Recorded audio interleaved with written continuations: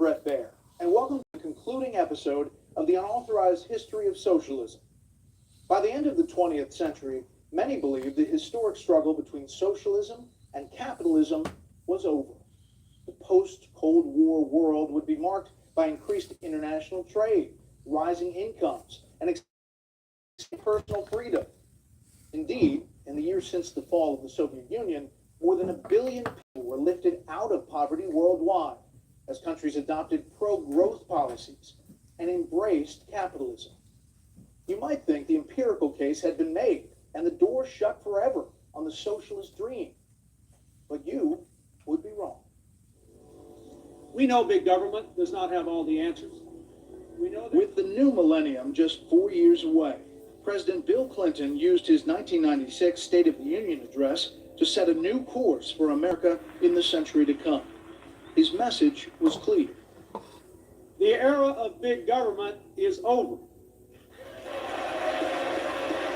The philosopher Francis Fukuyama famously declared that history itself had ended.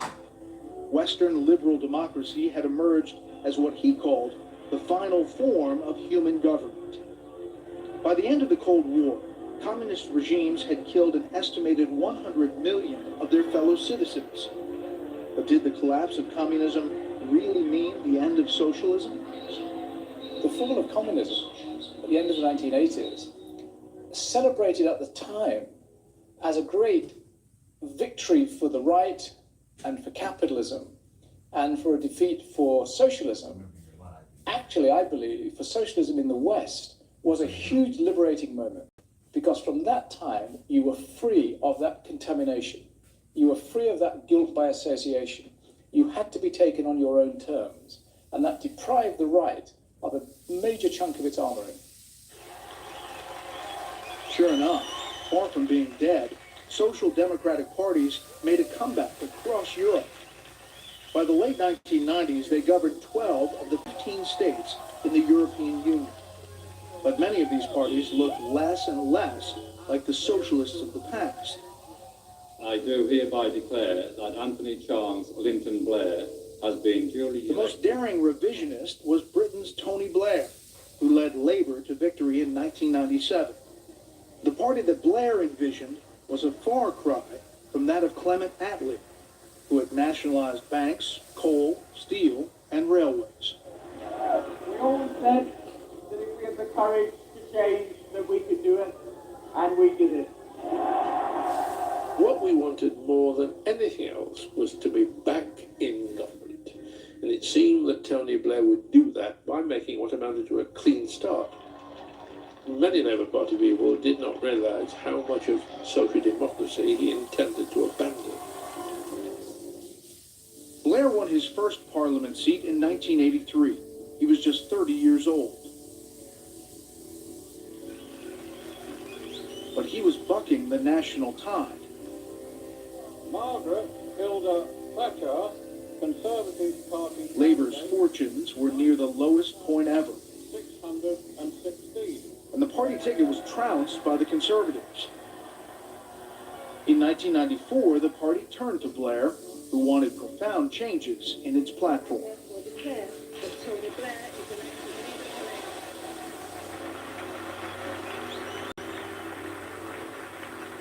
Let us say what we mean and mean what we say.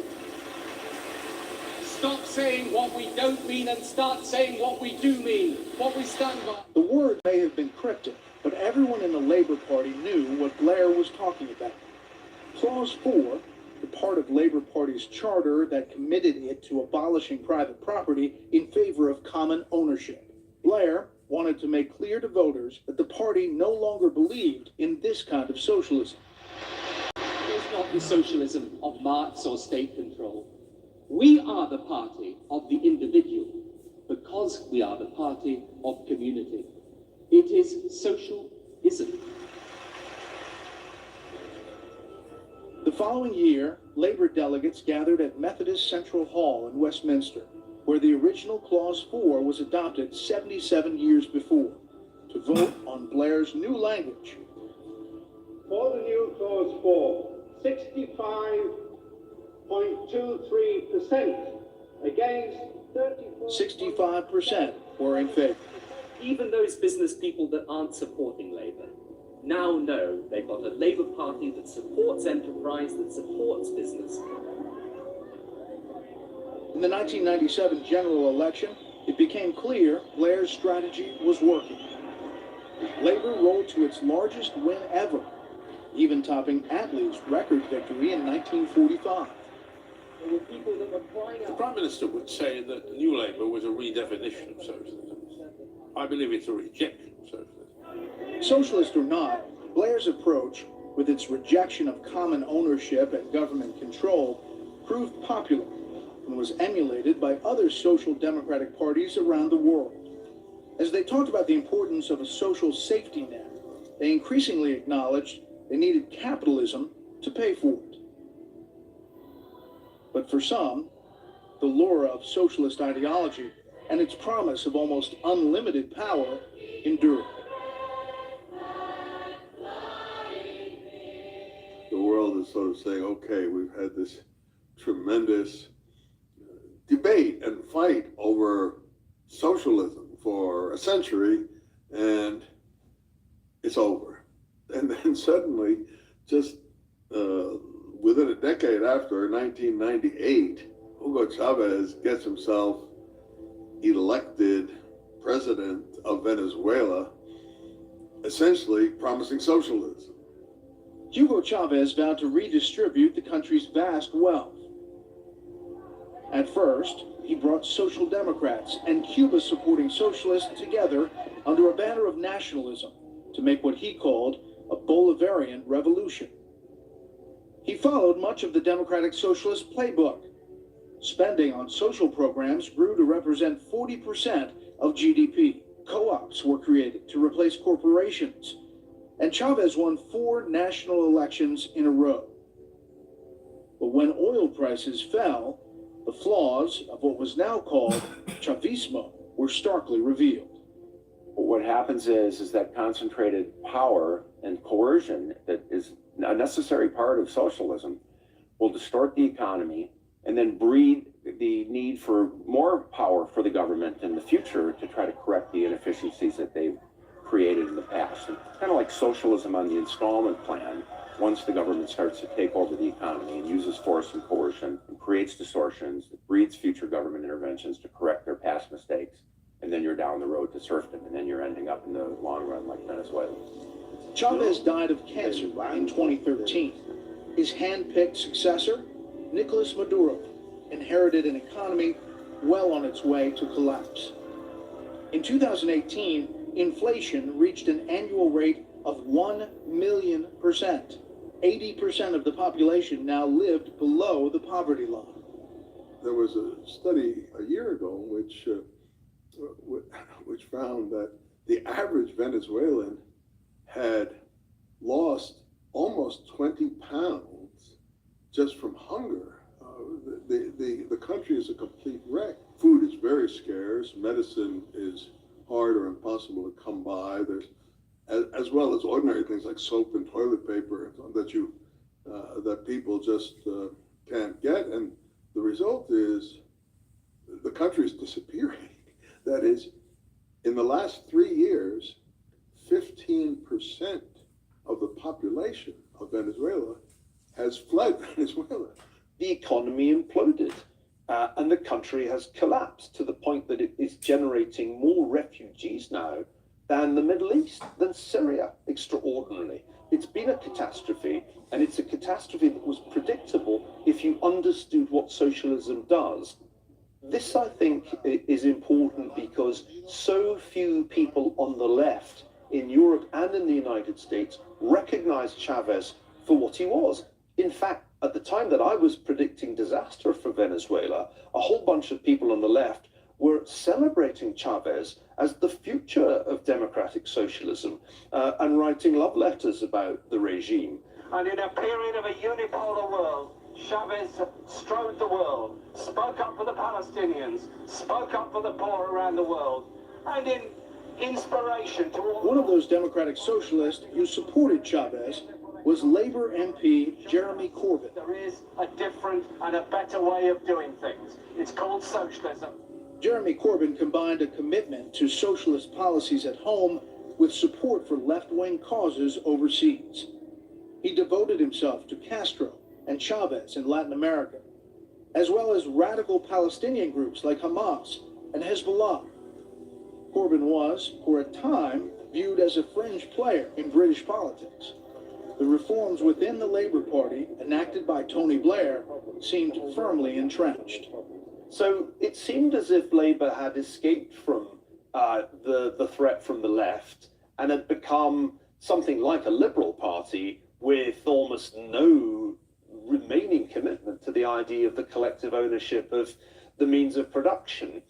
And then it all went horribly wrong. And are therefore delighted to declare Jeremy Corbyn elected as leader of the Labour. Those old leftists had not gone away, and finally, under Jeremy Corbyn, they worked out how to take over the Labour Party by essentially enrolling as members a whole bunch of people who were essentially Trotskyists or similar, and achieving a totally unexpected victory in a leadership contest that Jeremy Corbyn was certainly not expected to win, but did win. We're strong enough and big enough and able to do that. That is what we're about. There is no going back. Soon the country was roiled by what came to be called Brexit, the 2016 referendum to leave the European Union, and the ensuing debate over how to manage the transition to a post-Brexit world. Most Labour Party members of Parliament were appalled by Corbyn's radicalism and cast a vote of no confidence in his leadership. But party rules threw the final decision back in the lap of the activists, and Corbyn was re-elected party leader. What Jeremy Corbyn was out to do, or as at least the first installment of marching to socialism, was to completely repeal the Tony Blair legacy. And it was symbolized by Tony Blair had gotten the party to repeal the famous Clause 4 in its constitution, which called for the public ownership of the means of production, distribution, and exchange. That symbolized the turn away from socialism of the Labour Party. Corbyn was probably the most left-wing leader in the history of the Labour Party. So it was a complete reversal that was at least attempted by Corbyn. In 2019, Corbyn once again led his party in national parliamentary elections, this time against Boris Johnson, who ran on a platform of, as he put it, extolling the merits of free market capitalism. Would offer. They want to bring back exchange controls to try and limit the damage. I mean, can you imagine? Exchange controls. They got rid of exchange controls in Angola. It would prove the ultimate test of Corbyn's new Labour coalition, now based in urban areas and built around a platform of radical environmentalism, nationalization of major industries, and democratic socialism. The outcome was a landslide. The December 2019 general election in Britain was the biggest disaster in the history of the Labour Party. It was the worst result since 1935. And it gave the Conservatives an even bigger victory than they won in 1979 when Margaret Thatcher came to power. The key message is, if you look back over more than 40 years, as a British political analyst to put it, the record of the Labour Party is loss, loss, loss, loss, loss, Blair, Blair, Blair, loss, loss, loss, loss, loss. So there's a pretty clear message there of what kind of message from the Labour Party is likely to get it back into power, if it ever is going to be back in power.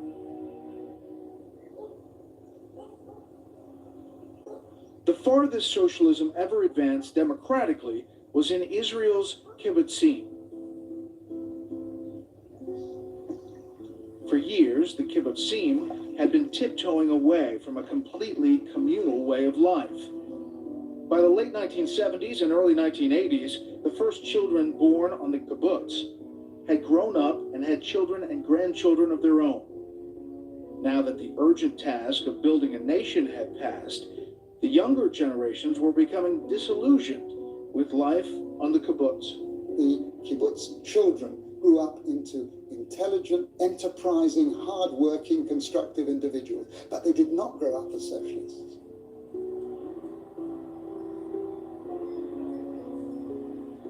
Moshe Abbas's daughter, Noah, was one of those who considered leaving. I think the kibbutz is generally not natural. It goes completely against nature. It's the complete opposite of human nature. Because you work very hard and give everything you've got. You work at several jobs, and in return you get the same as someone who doesn't work. To keep skilled workers, Guido Sar and other kibbutzim began paying salaries based not on need, but on market value. They even began to hire foreign labor for the lowest paying jobs. They brought in advisors from the outside that said, well, the guy who's looking after the kibbutz gardens is worth this and this per month. The teacher in the school is worth so much, and the childcare worker in the kindergarten is worth this much. And everyone got their own wage. That, to my mind, is the crucial change in the kibbutz. When the principle of from each according to his ability to each according to his needs was changed, and people got what they earned.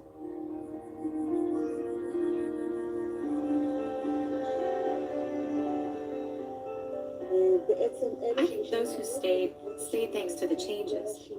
If changes hadn't been made, I wouldn't be here either. And thanks to the changes, we saved every penny.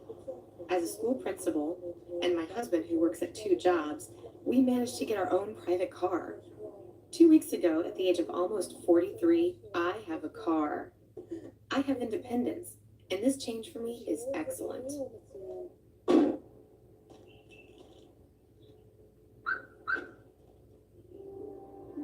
But to my mind, the experience of the kibbutzim really completes the story of socialism. The kibbutzim were like a laboratory experiment.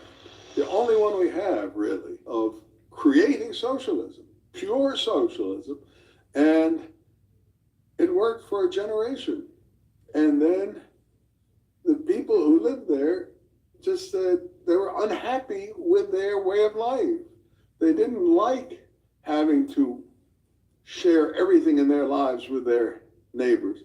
And I think there's a big lesson there about human nature, which is, it is true, and this is part of the core appeal of socialism, that human beings are social animals, that we need other human beings. We need both in a practical sense, but also in a psychological and spiritual sense. But this need is not unlimited. There's something on the opposite side, and that is that people also have an innate need for some degree of autonomy, for some degree of privacy, for some degree of control over their own lives and being able to make their own decisions. And it turned out that when you had pure socialism, in which everything had to be shared and sort of done together en group, people really were not comfortable living that way. The multi-generational experiment of the kibbutz was bloodless. The same cannot be said of the totalitarian regimes that killed tens of millions and impoverished billions more. We are going to build a movement. But today, socialism is experiencing a revival. Today, with your support and the support of millions of people throughout our country, we begin a political revolution to transform our country economically, politically, socially, and environmentally. Many Americans, particularly the young, have become enthralled with a 78-year-old avowed socialist, a democratic socialist, the independent senator from Vermont, and 2-time presidential candidate, Bernie Sanders. Thank you, New Hampshire! Born and raised in Brooklyn, Sanders was an anti-war activist in college. He lived briefly on a kibbutz in the early 1960s. He then moved to Vermont and began running for various offices with left-wing fringe parties. He finally broke through in 1981 when he was elected mayor of Burlington in a 4-way race by just a handful of votes. His message has remained largely unchanged from those early days. In a radio script he wrote in 1973, he said, "There are two worlds in America. The world of the 2% of the population that owns more than 1/3 of the personally held wealth in America, the 100 individuals and families that are worth more than $100 million each, the less than 2% of the population that owns over 70% of all publicly held stock." Today, the wealthiest 1% of our population owns over 1/3 of the wealth of the nation. The truth is that for the last 40 years, there has been a massive transfer of wealth in this country, and it has gone in the wrong direction. But the very economic system he so often lambasts as unfair and unjust has been pretty good to Bernie Sanders. With a fortune estimated at $2.5 million, including 3 different homes, Sanders is in many ways an American success story. And when it comes to the money he's earned, he can sound downright capitalistic. Now, you raised the issue, I am a millionaire. Well, actually, this year we had $560,000 in income. And that's a lot of money. And that money, in my case, my wife's case, it came from a book that I wrote. Pretty good book. You might want to read it. It was a bestseller, sold all over the world, and we made money. So if anyone thinks that I should apologize for writing a best-selling book, I'm sorry, I'm not going to do it. It's always a bit tricky to pin people down when they say that they're socialists in the 21st century, because they certainly don't want to be associated with the Soviet Union, and they'll always deny they've anything to do with Venezuela, or for that matter, North Korea. What is democratic socialism? Fair question. Okay. So let's look at that. Democratic socialism, to me, is creating a government and an economy and a society which works for all rather than just the top 1%. It means ending the absurd inequalities that exist today. So you say to them, well, what do you mean when you say you'd like to see socialism in America? And they say, well, actually, we really mean Sweden. And I often ask myself if they've ever been to Sweden, because if you go to Sweden today, you will see a vibrant, dynamic, free market economy with a fully functioning democracy. It's actually ranked in the top 20 market economies by the Heritage Foundation, which is not exactly known for its support of socialism. A just society, a loving society, is one that guarantees health care to all people. On one point, socialists have been consistent, however. The focus of their efforts is on the redistribution of wealth, not its creation. Young, tech-savvy democratic socialists like Alexandria Ocasio-Cortez argue that we now live in a world of such abundance that all we have to do is get the sharing part right. Actually, like, one of the reasons that this ideology or questions of whether you want to call it democratic socialism or techno-futurism or like whatever it is because our technological advancement as a society has outpaced our system for handling finite resources, because now we are approaching infinite resources. And how do you, like, capitalism is based on scarcity. And what happens when there is enough for everyone to eat? What happens when there is enough for everyone to be clothed? Then you have to make scarcity artificial. And that is what has happened. We have created artificial scarcity, and that is why we are driven to work 80 hours a week when we are being our most productive at any point in American history. And so we should be working the least amount we've ever worked if we were actually paid based on how much wealth we were producing. But we're not. We're paid on how little we're desperate enough to accept. And then the rest is skimmed off and given to a billionaire. The democratic socialists, I guess, are repackaging socialism to try to present it to the American people, especially young people, as some kind of idea that might work if they just get the details correct, or if they just have the right central planners or the right bureaucrats. or the right policymakers or the right politicians.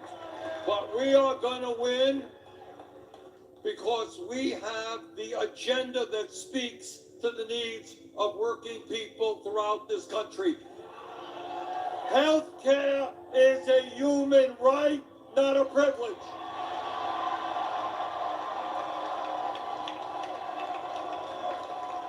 The wealthy and powerful will start paying their fair share of taxes. We will make public colleges and universities tuition-free and cancel all student debt.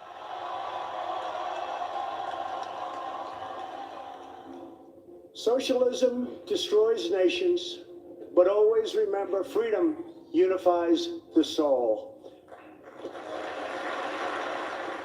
And so a debate that many thought was over, an argument based on seemingly abstract theories of human nature, but with real-world consequences, starts again.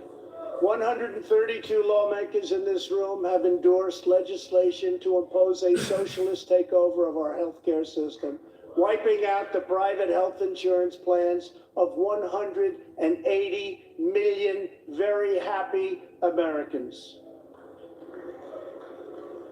To those watching at home tonight, I want you to know we will never let socialism destroy American healthcare. Joseph Schumpeter, who was one of the great 20th century thinkers on this subject, had a great answer to the question, why does socialism keep on coming back, even when it seems to have been defeated? And his answer was this, that there are three things that allow socialism to make these comebacks. The first is that capitalism's creative destruction, that was his famous phrase, will always generate losers. There will always be people whose lives are disrupted as the process of economic innovation takes place, and that will be a constituency for socialism. Then he said academics will always be attracted to socialism, and so universities are bound to be these places in which left-wing ideas are promulgated, because few institutions are more insulated from the market and from economic reality than universities. And finally, he said, there will always be a state bureaucracy of people who want to increase the scope of the bureaucracy. So Schumpeter argued that even although socialism was bound to fail wherever it was tried, because centralized planning could never deliver the results of a market economy, the creative destruction, the losers of creative destruction, plus the professors, plus the bureaucrats, would guarantee a constituency for socialism for the rest of time. And I'm afraid that's why it keeps on coming back just when you think, like Glenn Close in Fatal Attraction, it's dead. From its beginning, socialism was based on mixing the power of faith with the science of economics. Faith dictated that a new man could be created, one who would serve the collective rather than his own God or family. And science would allow men to direct economic activity. The result would be a sort of heaven on earth. America has seen socialism's rise, its decline, and may be witnessing the cusp of its rebirth. How we respond may well define the world our children inherit. I'm Brett Baer. Thanks for watching.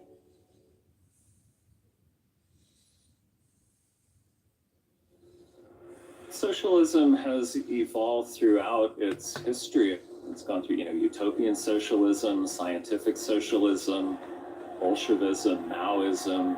It just keeps shifting. I mean, today the socialists like to use environmentalism as a cover, or identity politics, or something like that. It keeps shape-shifting because reality keeps imposing itself on socialism. Socialism in America is back. Old ideas have been repackaged and rebranded with surprising success. I think we've reached a breaking point. The socialist ideas and the anti-Western ideas, it's infiltrated everywhere. Now the chickens have come home to roost. Black Lives Matter.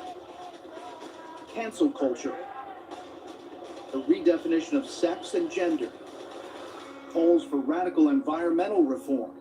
We're living through a period of jarring social transformation. Many of those pushing such change now unabashedly call themselves socialists. Today, socialism focuses as much on culture as it does on economics, and is as fixated on political correctness as on the proletariat. But the solution to almost every problem is still the same: more government control and less personal freedom. The arguments may sound new, but they're rooted in ideas that go back centuries. So if you want to understand some of these arguments and put them in their context, you need to figure out where they're coming from. And if they're coming from a certain ideological perspective that is asserting that a socialist upheaval is true and desirable, it's important to understand that.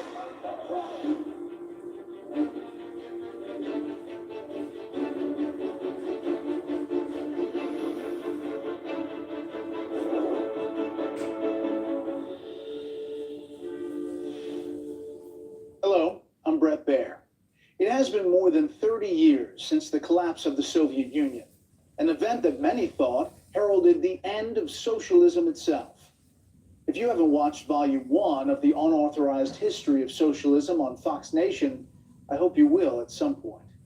In it, we trace the rise, fall, and surprising resilience of socialism as an economic idea. But that is only half the story. As you'll find out in this series, socialism in America today is about much more than just the economy. The Green New Deal, critical race theory, gender politics, and cancel culture may seem like thoroughly 21st century issues that go far beyond economics, but all have roots in socialist arguments that go back decades or more. How these ideas evolved and changed to the point where they are now central to so much of our current debate is the story we tell in this series. And so we begin in Chicago. The year is 1893, and the Columbian Exposition has just opened. The fairgrounds are a city within a city, built on enthusiasm for the coming new century and a new America.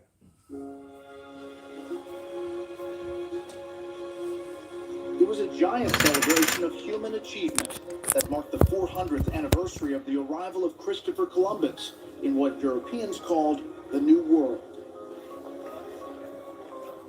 For its 27 million visitors, the Columbian Exposition was a window into the changes that would come in the next century.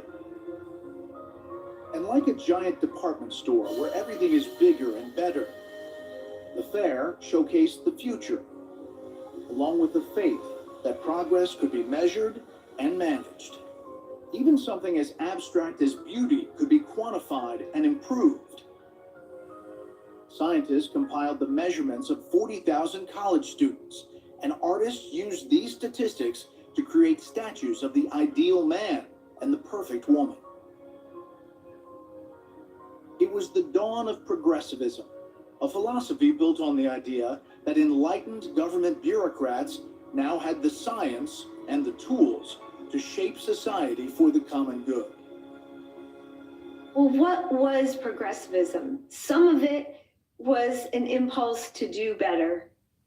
Some of it was the idea that by applying scientific knowledge, by being serious about what you're doing, by having serious civil servants who are there to work and not just because they have a job through a favor, and the government will get a better outcome. Government's not wrong as long as it's not corrupt. I think we can think of progressivism as, to coin a phrase, socialism with American characteristics. There were some particularly American ideas that were circulating around the time in the 1890s. And so when it came to the challenges of the time, progressivism was as egalitarian as Marxism, but it also allowed room for individual initiative. So market economy was a good thing, but it had to be controlled. It had to be controlled for the good of the collective, for the good of the people. And that's what led America down a slightly different path than the socialism of Europe. At the center of the exposition was the so-called White City, new buildings with grand facades, all built in the neoclassical style. At night, thousands of incandescent lamps lit up the grounds, a preview of how electrification would soon transform the country. Visitors could take it all in by riding on a new attraction, the Ferris wheel, one of the many technological marvels introduced at the fair. Progress was all around, promising a new and better future. But outside the confines of the White City, America was changing, and in the view of progressives, not in a positive way. At the end of the 19th century, beginning of the 20th century, progressives were confronting a society that seemed out of control to them. You had monopolies growing vastly and lots of rich people and that kind of thing. There were millions and millions of immigrants pouring into the country from all over, mostly Europe at the time. And they seemed to be un-American, untrained, uneducated, not suited for democracy. And so this, from the progressive point of view, needed more scientific management, more top-down control, because all of these things were tearing the country apart, essentially. The idea of top-down control was essential to American progressives, so much so that progress itself was equated with larger and more powerful government.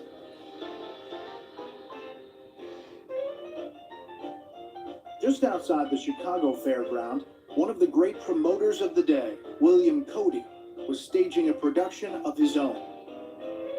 3 times a day, Buffalo Bill's Wild West Show celebrated gunslinging cowboys, Indian warriors, and brave settlers.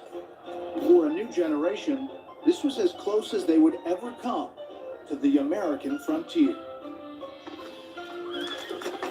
For even as Buffalo Bill put tales of the heroic West on parade, a young professor declared that the frontier was in fact closed. Frederick Jackson Turner, a progressive historian from the fledgling University of Wisconsin, presented his thoughts to the American Historical Association. His thesis would come to be called the single most influential piece of writing in the history of American history. Frederick Jackson Turner is an American historian. It's often associated with the Progressive era, but he's writing roughly in about the 1890s. And he has an observation, basically says that up until that point in history, the American frontier, the vast undeveloped land of the interior of the country, had served essentially as a safety valve for economic pressures.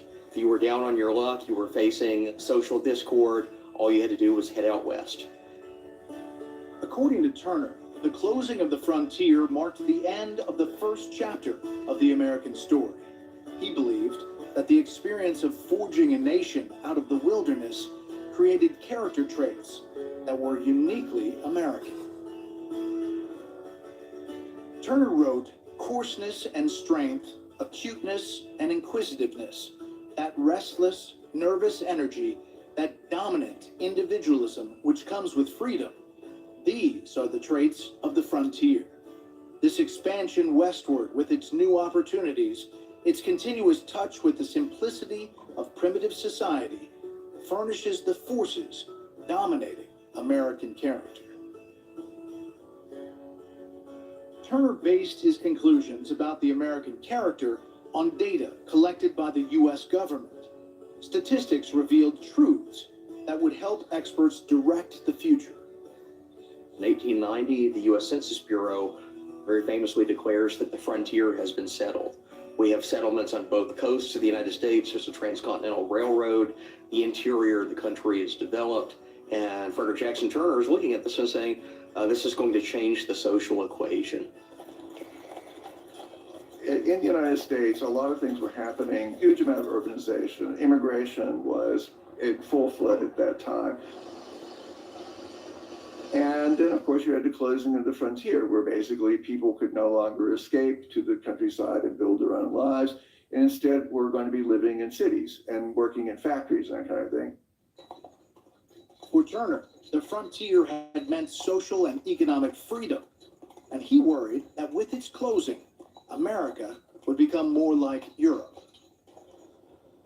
He wrote, "The transformations through which the United States is passing in our own day are so profound, so far-reaching, that it is hardly an exaggeration to say that we are witnessing the birth of a new nation in America. The revolution in social and economic structure of this country during the past 2 decades is comparable to what occurred when independence was declared and the Constitution was formed, or to the changes wrought by the era which began half a century ago, the era of civil war and Reconstruction." While Turner and other progressives saw America changing, scholars in Europe were wondering why things there had stayed so much the same. In 1848, Karl Marx had predicted that the inescapable consequence of global capitalism would be a workers' revolution, and that history dictated socialism would emerge from the ashes of that great revolt. According to Marx, what the bourgeoisie produces, above all, are its own gravediggers. Its fall and the victory of the proletariat are equally inevitable. As his follower Karl Kautsky put it, our task is not to organize the revolution, but to organize ourselves for the revolution. It is not to make the revolution, but to take advantage of it. According to the theories of Marx and Engels that socialists everywhere believe, the economics of capitalism should produce a socialist movement, but it wasn't happening in the United States. And then the socialists built on Turner's observation to say, well, the frontier gives the workers in America a kind of escape. Instead of their coming to see that socialism is the only answer because capitalism is exploiting them, when they felt underpaid, exploited, whatever have you, they always had the option of picking up and moving their families west. It was a version of something that then had many other versions over the subsequent century in many other places as well as America, which was people trying, socialists trying to figure out why the beautiful, compelling theory of Marxism wasn't coming true, that its predictions and prophecies that made so much sense on paper just didn't happen in the real world. According to Marx, there was another reason America was well behind Europe on the road to socialism. Marx's theories resonated in Europe because Europe had a tremendous history of class. European countries had all been feudal in their structure. They had all had official class differences of lords and commoners. We never had anything like that in the United States. So when Marxism came around in the mid-1800s with this theory that everything is based on class and eventually the solution is also to be based on class, that is, the working class, the proletariat will rise up and create its own new system, new world. That didn't resonate in the United States, where there was not a sense that people had inherited class positions.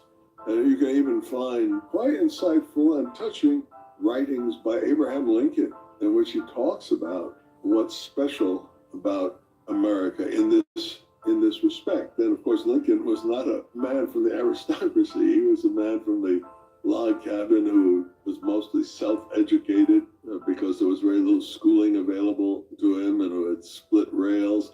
But he in his writings commented about how America was so open for individual self-advancement, a sense that was lacking in Europe. And that, I think, fit in with the observers who said, well, the frontier is what's making socialism not appeal to people in America.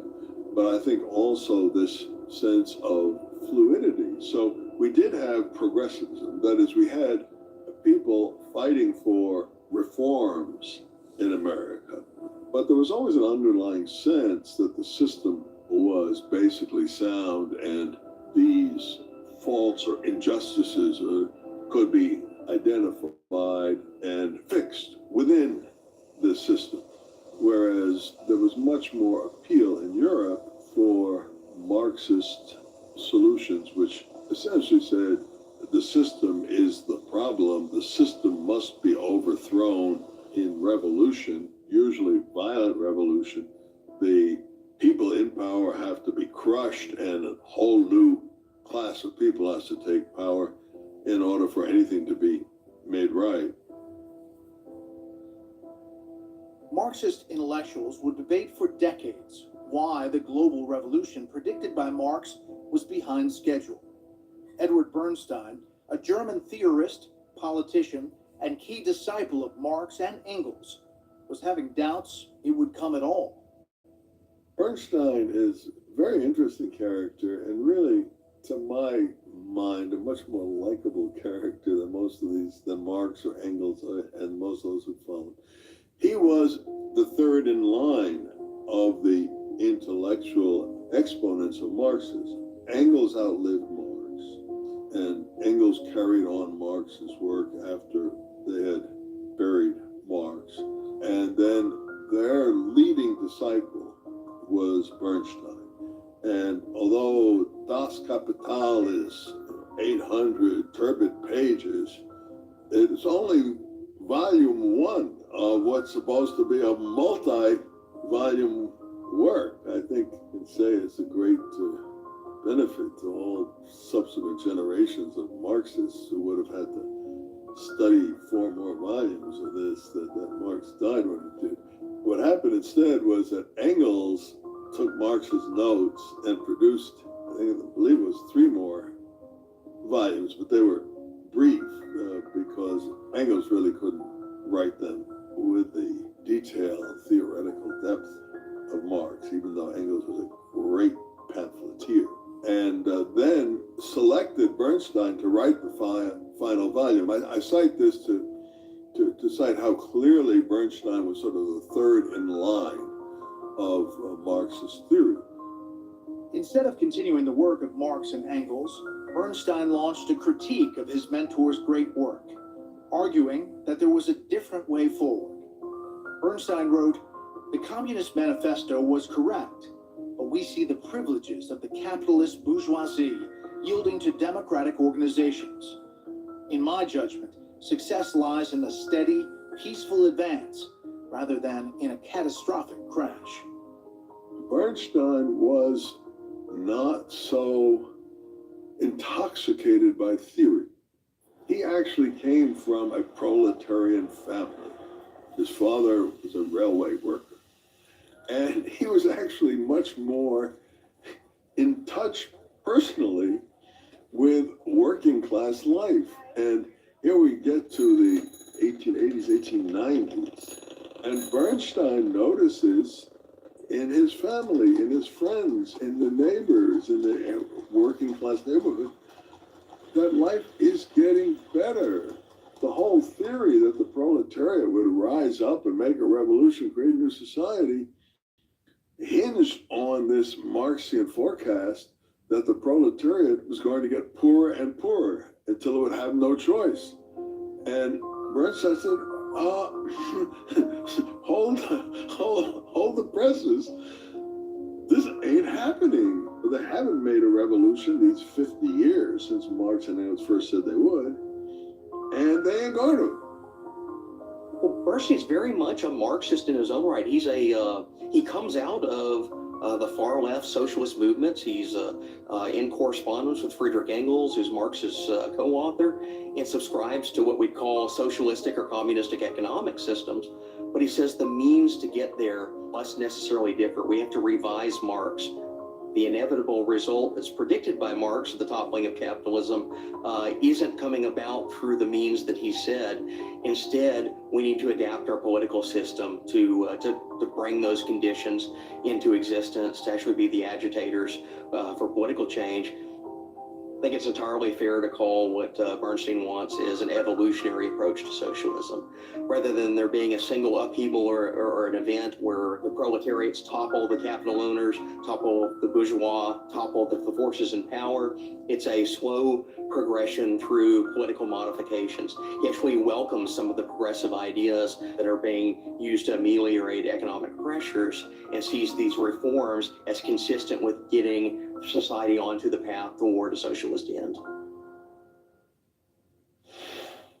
Socialists in Europe and progressives in America seem to be coming to the same conclusion.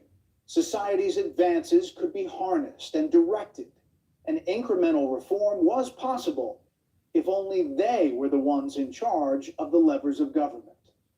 But a revolution in Russia and the rise of Adolf Hitler in Germany forced a major change in how socialists viewed the world.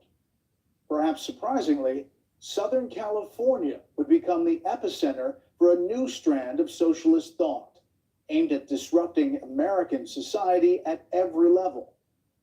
That's next time on the Unauthorized History of Socialism.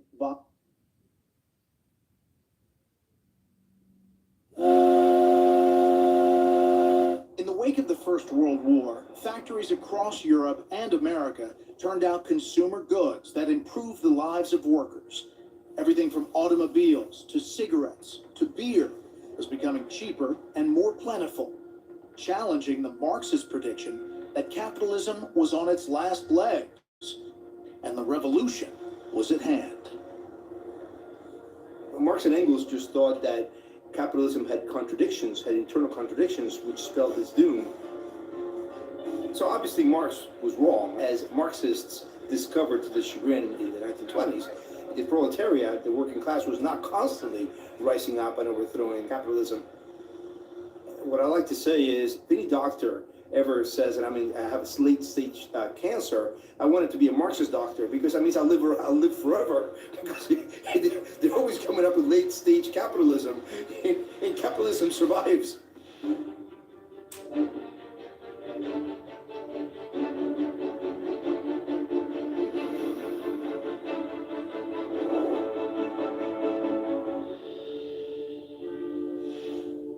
Welcome back.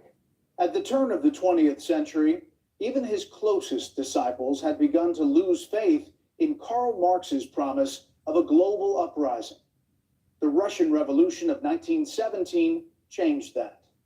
One of its leaders, Vladimir Lenin, believed he now held the key to unleashing the revolution promised by Marx. His argument? That the violent overthrow of capitalism required not only workers, but intellectuals, a group he called the vanguard of the proletariat. World War I proved disastrous for Russia. A series of defeats on the battlefield left the country with 5 million casualties, rampant inflation, and widespread food shortages. The result was a violent backlash against Tsar Nicholas II. At the head of one revolutionary faction was the 47-year-old Marxist Vladimir Lenin. In March, a provisional government succeeded in toppling the Tsar and promised to hold democratic elections when order was restored. But in October, a second revolt destroyed the interim government and swept to power Lenin and his fellow communists. Called Bolsheviks, they believed they could now foster the global revolution predicted by Marx.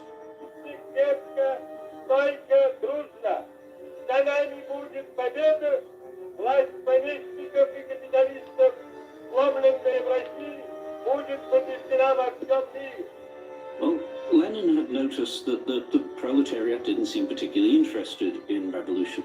His contribution to Marxist-Leninism was to introduce this concept of the vanguard of the proletariat, a new group that had to be trained and motivated to lead the proletariat to revolution. Lenin argued the vanguard was the essential element Marx had missed. If history was not moving fast enough, it would be the vanguard that would provide the accelerant.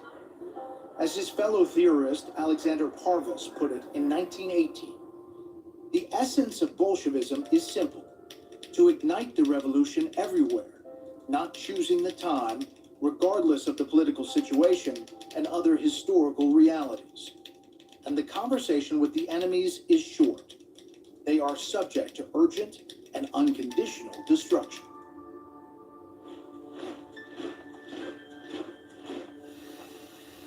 To the Bolsheviks, a world upended by the Great War seemed ripe for revolution.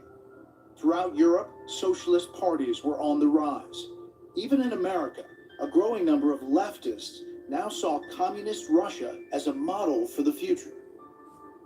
The progressive journalist Lincoln Steffens visited Moscow in 1919 and reported, "I have seen the future, and it works." The American war correspondent and poet John Reed was equally enthusiastic, writing in his account of the Russian Revolution, 10 days that shook the world. "I suddenly realized that the devout Russian people no longer needed priests to pray them into heaven. On earth, they were building a kingdom more bright than any heaven had to offer, and for which it was a glory to die." But once again, the supposedly inevitable world revolution stalled. When Germans attempted their own version of a Bolshevik uprising in 1918, they were brutally repressed. Why did workers in the most advanced capitalist countries, the very people who were supposed to most desire economic change, resist revolution? An Italian intellectual, Antonio Gramsci, came up with a new explanation and a new theory. His ideas would have consequences far beyond Italy and lay the foundation for culture wars being fought today. In Italy, it began when an ambitious rabble-rouser set his followers marching on Rome. In 1922, Benito Mussolini seized power in Rome, outlawing all opposition. Gramsci, who had helped create the Italian Communist Party, was sent to prison. And the prosecutor famously said, we need to stop his brain from working. So that is a really bad idea, as we know from the Apostle St. Paul or from Gramsci himself. If you want somebody's brain to stop working, don't send them to prison, because they have a lot of time to think and write. And there he asks himself the question, why were Marx and Engels wrong? Why has revolution failed everywhere else except for this backwater called Russia? He worked from prison to produce a lot of new ideas based on Marx, but expanding on them. Gramsci developed a theory of what he called cultural hegemony, arguing that capitalists maintain authority not just by controlling the means of production, but by controlling the culture itself. In Gramsci's view, Western institutions like marriage, family, and organized religion are tools to control the working class. For Marxism to win, these institutions must fail, and only their destruction would allow a socialist society to rise from the ashes. Gramsci declared, "Socialism is precisely the religion that must overwhelm Christianity. In the new order, socialism will triumph by first capturing the culture via infiltration of schools, universities, churches, and the media, by transforming the consciousness of society." At the heart of Gramsci's revisionist view of socialism was a new emphasis on what Marx and Engels had called false consciousness. What did they mean by that?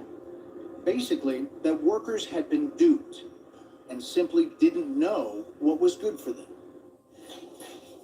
One of Gramsci's important contributions was that he looked much more at this idea of false consciousness. What Gramsci theorized was that the ruling classes had actually imposed this false consciousness upon the people through means of what he called cultural hegemony. The various norms, institutions, and values that make up what we would call Western civilization. He said you really needed to look at those norms, institutions, and values from the angle that they were imposed by the ruling classes. recall that you can find this in Marx and Engels. Many people are familiar with Marx and Engels' statement that religion is the opium of the masses.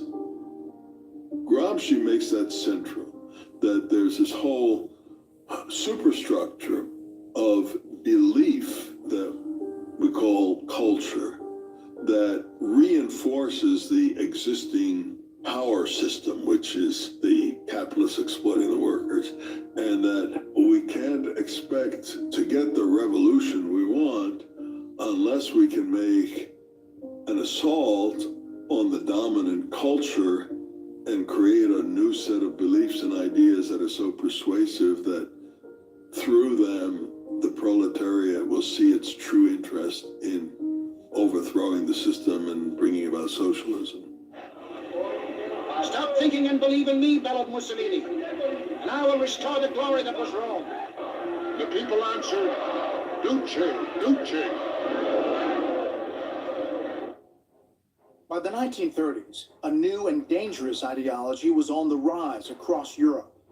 Fascism grafted the socialist idea of state control onto the emotional appeal of nationalism, a powerful mix that promised a return to greatness for societies ravaged by World War I. Marx had predicted that the nation-state would wither away and workers across the world would unite. Instead, across Europe, they were at each other's throat. While Gramsci pondered why the Marxist revolution had failed, a new generation of scholars gathered in Germany to continue and expand on Marx's work, with the help of the very capitalists they hoped to destroy. Felix Weil is a wealthy German. His father had made a bundle in Argentina, and they come back to Germany, and Felix Weil decides to fund the Institute for Social Research. It's known colloquially as the Frankfurt School to us. They actually called it Marx Cafe. And what they wanted to do was investigate the superstructure, investigate what was it about society that had prevented the worker from overthrowing the superstructure. And it was one of the first academic centers that came about to explicitly espouse Marxism. It becomes a contributor to a revival and acceleration of Marxist thought. So they're kind of riding on the waves of the Soviet Revolution. Although they're offering a different version of Marxism than Bolshevism, but they're still in the broader Marxist world. They're publishing some of his works that had previously been unfinished manuscripts and trying to drive scholarship forward around Marxism. The scholars of the Frankfurt School observed a very different world than the one known by Marx. Mass production had become the order of the day. Mass production and the assembly line drove the price of a Model T down from $850 to $300. Now everybody could have one. By 1930, there were more than 30 million automobiles on the road, creating a new level of personal freedom and mobility. Homes were electrified, making possible labor-saving devices like electric stoves, clothes washers, and refrigerators. Mass media, moving pictures, and then radio Your cigarette tastes different lately?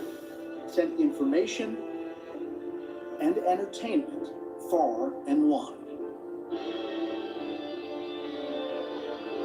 Everywhere they looked, Marxists now saw products and services created by capitalism, designed to satisfy the needs and desires of the working class. Edward Bernstein and Antonio Gramsci had anticipated this would keep workers in check, but the scholars at the Frankfurt School included a new dimension to explain why the revolution had not yet arrived. The Frankfurt School explain it by taking the roots of Marxism, taking Marx's works, taking Lenin's ideas, and then adding to it some observations from other schools. It was an interdisciplinary effort, so it added observations from sociology, from philosophy, particularly existentialist philosophy, and indeed from psychoanalysis. But what comes out is nothing less than a replacement of a critique of capitalism with a critique of Western civilization itself. It was an inflection point in Marxist thought. By turning away from class struggle and toward broader questions about society, the Frankfurt School laid the groundwork for arguments that still resonate today about consumerism, the media, race, identity, and gender. It would come to be called Marxist cultural analysis. Eigene Parteien und zwar nicht eigene, das wäre zu wenig, das müssen gleich 3 und 4 sein. The fall of the Weimar government in 1933 and the rise of Adolf Hitler forced the leaders of the Frankfurt School to make a decision, one that would alter the fortunes of the school's most prominent members. Hitler seizes power in Germany, and they are very much on the outs with the Nazi political movement. So what they do is most of the school packs up and moves to the United States and become American academics. They come to America they're fascinated with America, but they hate the American worker just as much as they hated the European worker. Even worse, the people who sprung them from the Third Reich, who gave them this escape hatch, were complete boors. We're complete, nabobs.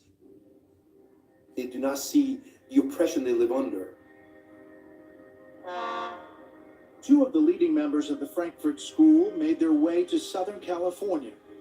Max Horkheimer had developed what he called critical theory, which would become the basis of today's critical race theory and critical legal theory. In Horkheimer's view, objectivity was impossible. There were no universal truths, just different versions of reality based on individual perception. All the underpinnings of Western society were open to re-examination. Marxist theory alone was beyond question and represented eternal and scientific facts that could not be challenged. Critical theory has a philosophical analytical role, but it also has a practical role and a normative role. So it says not just that we need to look at society in this particular way, but we should also have some standards for what society should look like, and we should have a practical means of getting to them. So critical theory is always aiming towards the dismantling of Western civilization and its replacement with something else. What that something else is often very hard to discern. Critical theory has often defined itself as being anti-something. You must be anti-racism, anti-sexism, whatever. What it is actually for, other than being anti these things, is often very hard to discern. In critical theory, the way I describe it is just a howitzer aimed at all the institutions of society. It's just, we're going to denigrate all the institutions of society and to criticize them to bits in order to undermine them and be able to introduce our new idea. And if you read between the lines, the new idea really is central planning. It's very clear that what they want is collectivism. They're Marxists. They're Marxists to the core. Accompanying Horkheimer to California was his close collaborator, Theodor Adorno, author of the influential book, The Authoritarian Personality. He argued that respect for tradition and authority, and even conventional notions about honor and self-respect, reveal a tendency toward fascism. He even developed a multiple-choice questionnaire that he said showed who had secret fascist tendencies and who did not.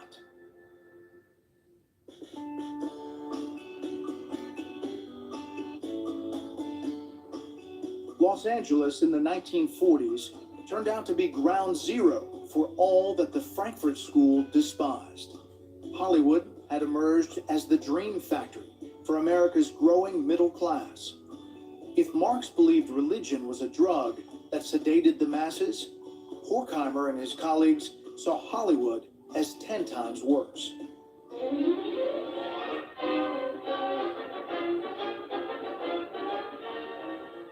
Even Disney played its part in capitalist suppression. According to Adorno, Donald Duck in the cartoons and the unfortunate victim in real life receive their beatings so that the spectators can accustom themselves to theirs.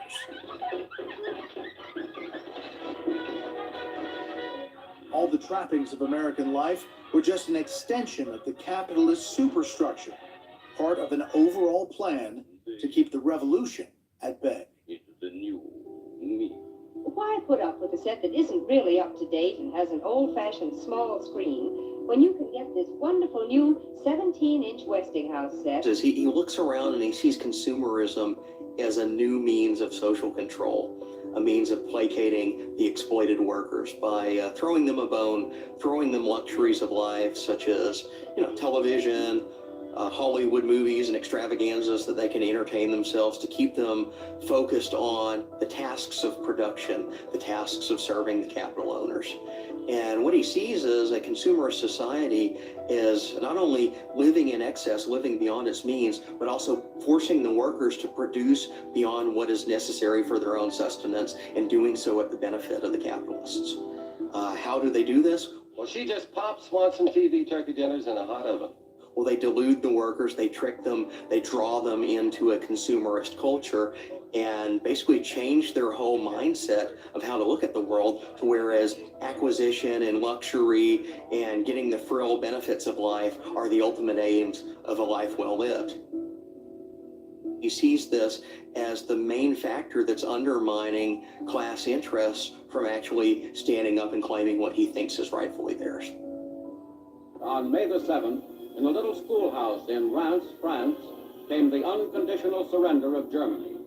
With the defeat of the Nazis and the liberation of Europe, Horkheimer and Adorno were able to return to Germany and did so in 1949.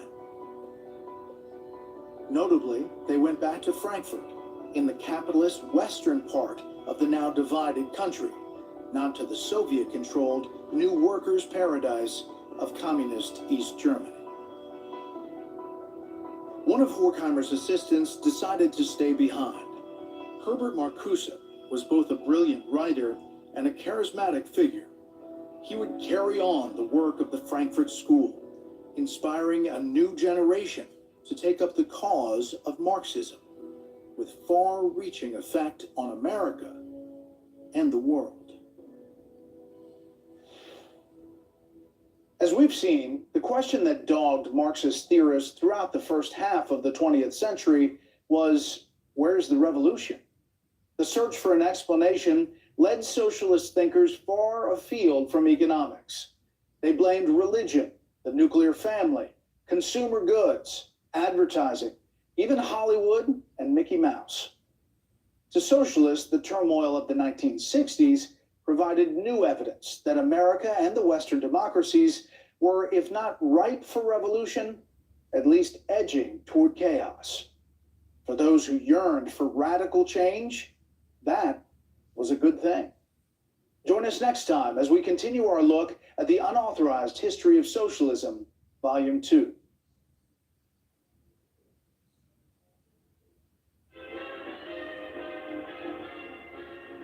Post-war America was booming.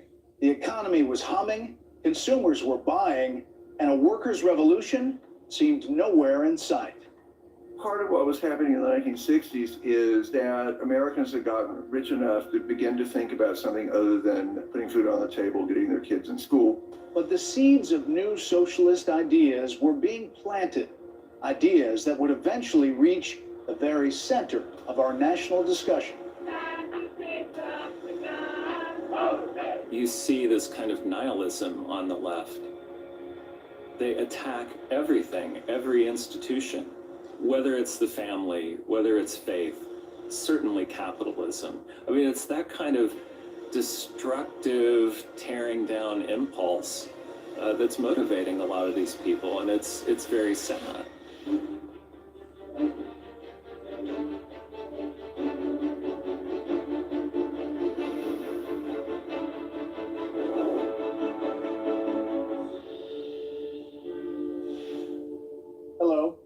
threadbare.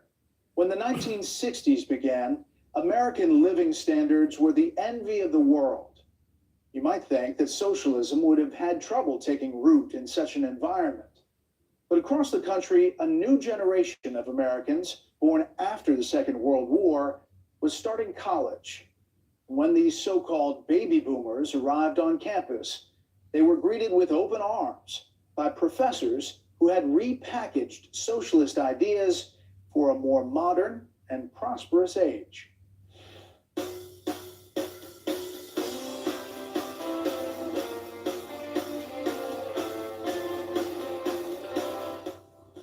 Professor Marcusa teaches philosophy at the San Diego campus of the University of California. Well, how is it, Professor, in this country of unprecedented prosperity that there can emerge so powerful a force of discontent? I believe it is precisely because of the prosperity that you have such a tremendous discontent. Perhaps no socialist academic was more influential on college campuses in the 1960s than Herbert Marcuse. A one-time member of the Frankfurt School, Marcuse had come to the American West Coast at the end of the Second World War. And while many immigrants viewed post-war California as a promised land of sunshine, warm beaches, and prosperity, Marcuse could see only misery. For example, plant obsolescence.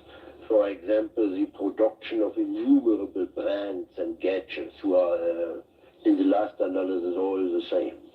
It is much more the pressure of a standardized, conformist, and utterly corrupt and hypocritical society. Herbert Marcuse taught me that it was possible to be an academic and an activist, a scholar, and a revolutionary. Angela Davis became the most famous student taught by Herbert Marcuse, but she was only one among many he influenced. Angela Davis is an academic philosopher that was one of the most prominent students of Herbert Marcuse in the 1960s. She became very active in the Black Power, Black Liberation movement from a very far left side of it. So this is not traditional civil rights movement in the Martin Luther King sense. Racism is so deeply embedded into the fabric of the society that I would say that practically all white people are embody to a certain extent racist attitudes. This is a Marxist-infused version of Black liberation that's often using almost civil rights as a mechanism to get to another societal goal. She's involved in an incident in Marin County, California, where she purchased a bunch of firearms that were given over to some Black liberation activists that basically raided a courtroom and got into a shootout that ended in the murder of a judge and the injury of several people in the courtroom. She's eventually acquitted from the trial and flees the United States. Where does she take up home? That great liberal socialist utopia known as East Germany. It is an inexpressibly wonderful feeling to be here. We, communists in the United States, and I bring greetings from the Communist Party. Davis today is seen now as almost like a senior figure, the radical Black liberation, critical race theory world as an inspiration of that's quoted and drawn upon by the newer generation of academics. So she is to today what Marcuse was to some of the radicals in the 1960s. So you see this tradition continuing on, senior academic figure to that person's student, to students of that student. So there's an academic genealogy and a lineage that's really passing on what are derivatives of these same ideas going back for the better part of a century now. Marcuse is a very interesting individual. He came to the United States with many of the others of the Frankfurt School, but he worked for the American government during the Second World War, critiquing Nazism, which he did brilliantly. But at the same time, he felt that just as Nazism was bad, Russian communism was bad, and so was American capitalism. First, he writes Eros and Civilization, very influential book, in which he wants to first liberate us. He understands sex as being such a force that kind of like eat at the family first and all of society. And then he writes One-Dimensional Man, which is another attack on the United States. In One-Dimensional Man, Marcuse argues that Americans may have thought they were happy, but their happiness was only a product of consumerism. He discounted American democracy by having the idea that everyone was brainwashed. To Marcuse, Western-style capitalism is as repressive as communism. And what's worse, it breeds complacency among the proletariat. This lucky baby will sleep quietly through the night. Yes, no matter how high the temperature goes outdoors, this baby's RCA air conditioner will keep his room filled with cool, dry, fresh air and keep that room so comfortable and quiet he'll never need a middle-of-the-night lullaby. Marcuse wrote in 1964 that the people recognize themselves in their commodities. They find their soul in their automobile, hi-fi set, split-level home, and kitchen equipment. His theory was that the average American working man, Meet Joe, the king of the workers of the world, identified himself with his stuff, with his material possessions, rather than as a free-thinking individual. Joe's the king because he can buy more with his wages than any other worker on the globe. Marcuse developed a theory of consumerism that is very much at the heart of a lot of the current socialist critique of American civilization. Labor and management must continue to increase the production of better goods at lower prices so that more people will be able to buy the things that make life easier and happier for all of us. Then Joe will continue to be the king of the workers of the world.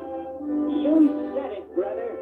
And so there was very little hope that that the American working man would ever rise up and dismantle the very harmful civilization that he was a product of. Marx did not concern himself very much with the individual, and he didn't have to. Because at his time, the very existence of the proletariat made this class a potentially revolutionary class. Now things have changed considerably since. The question is to what extent can the present working class in the advanced industrial countries still be called a proletariat?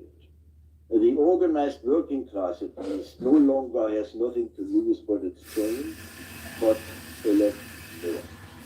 It really gets back to how do you explain why the proletariat hasn't made the revolution? And this is a different cut at that same problem.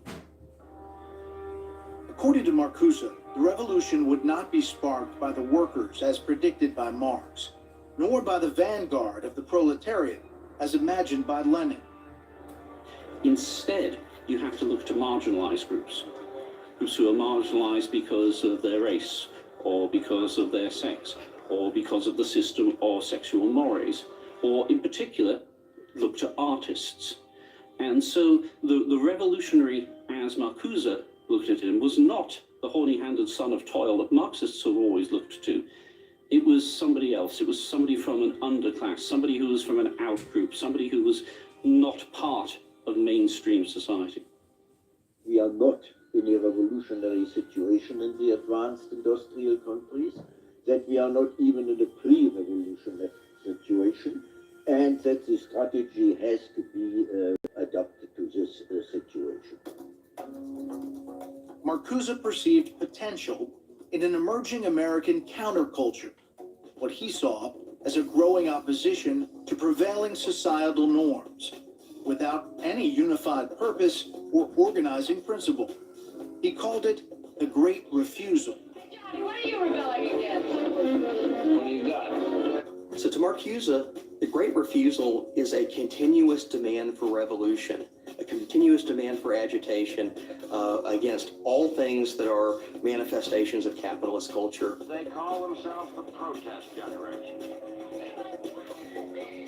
So a great refusal is almost putting oneself into a continuous state of agitation for revolution, for overturning the system, the culture, the economic way of life, and the broader institutional structures of society that are seen as propping it up.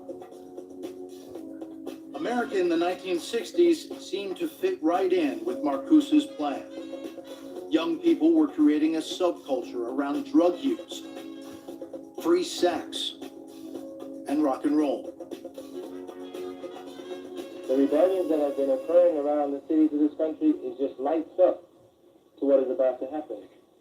We have to retaliate for the death of our leaders.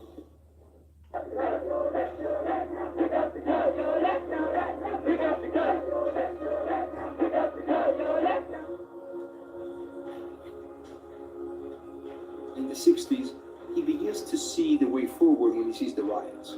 He sees in the ghetto population, his term, the ghetto people of other races and colors, his terms, the people who will revolt.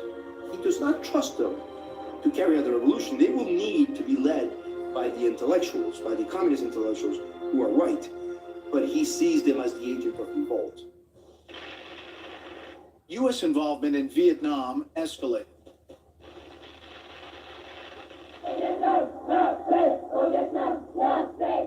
Paris erupted in student riots in 1968. And Marcuse was there. Suddenly, he was a celebrity, courted by the press, who crowned him the godfather of the new left. Outspoken and charismatic, he took naturally to the limelight. Paradoxically, he did not embrace the freedom of expression that allowed him an international platform for his views. Instead, he developed a theory of what he called repressive tolerance, providing the basic argument for what today is called cancel culture. Well, Marcuse believed that free speech was a tool of repression. Instead of believing in free speech, you should actually try to excise harmful speech from the dialogue. Ironically, the way to get true freedom in democracy is to institute repression against the people who are the purveyors of the ideas of the ruling class. We have to stomp on the voices of intolerance, and to have tolerance flourish, we have to suppress all the intolerant ideas in people. This is what leads to the no platforming of inconvenient speakers. It's what leads to trigger warnings on books. The idea that you are about to encounter an idea which may harm your development as a critical theorist. And in the end, it leads to hate speech laws. While he supported student rebellion and black activism, Marcuse did not believe the revolution was at hand. In the meantime, he argued that Marxists like himself could be most effective by taking up strategic positions within academia, government, and the media. The German student activist Rudi Dutschke called it a long march through the institutions, a strategy Marcuse fully embraced. The idea of the long march through the institutions was that if the institutions of society have been placed by the ruling class as a tool of repression, if you gain control of those institutions, you can either dismantle them or use them to free the people. Marcuse enthusiastically adopted this. He said that what we should not do as leftists is to just bore into these institutions. We should actively take them over. We should plan, we should do the work, he said. Actually learn all the tools and phrases of the institutions so that you could actually properly take them over. In the 60s, the New Left as a revolutionary movement that was trying to actually effectuate a revolution in the streets of America got nowhere, but a great many of the veterans of that activity took themselves off to graduate school and became the next generation of university professors. Academia was just the start of this. The long march to the institutions has expanded well beyond academia at this stage. So the corporation has very much been a target of the long march to the institutions in recent years. As the 1960s gave way to the 1970s, demands for the so-called liberation of different groups in society increased. The women's liberation movement adopted the tactics of the campus left to the cause of women's rights and gender equality. Marcuse believed there was revolutionary potential in radical feminism. And I would say that far more attention should be paid to the women's liberation movement. I see in the women's liberation movement today a very strong radical potential. All domination in recorded history up to date was patriarchal domination. This would indeed be, or perhaps could be, the beginning of a qualitatively different society, the very antithesis to male domination with its violent and brutal character. Modern American feminism has its roots in the suffrage movement of the 19th century, when women sought the right to vote. So-called first-wave feminists like Susan B. Anthony and Elizabeth Cady Stanton rallied to the cry of equality before the law and at the voting booth. It would take more than a half-century for American women to win full voting rights at the national level, achieved with the ratification of the 19th Amendment in 1920. Well, first-wave feminists were clearly fighting for core rights that we all today recognize that, of course, women should have, such as, most importantly, the right to vote. And a lot of people, pushed forward, agreed with them, and it wasn't until after they had gotten women's suffrage that they started taking on, other issues. Women, Black people, Puerto Ricans, Mexicans, and all the minorities, that all of us must stand up together and say no more. In the 1960s, a second wave of feminists took center stage. War between the sexes could become an Armageddon if we don't get on with our revolution. But if we do get on with it and we restructure society to make equality really possible, then I think the war between the sexes will end, and for the first time we will have possible true human sexual liberation. Betty Friedan emerged as a leader of this new wave of feminist thought with her book, The Feminine Mystique. She would later help found the National Organization for Women, or NOW. In the 1960s, I think there was a lot of recognition that there were some women a lot of women who felt as though their choices were constrained. They didn't want to just be kind of confined to the household or a few professions where it was acceptable for women to pursue careers. And so there was this broad agreement that women deserved to have more. Some of the intellectual underpinnings of the movement were much more radical in their aim and really did see the family and kind of this idea of a traditional marriage was inherently unfair to women. And it's because that would be much less popular within the mass public.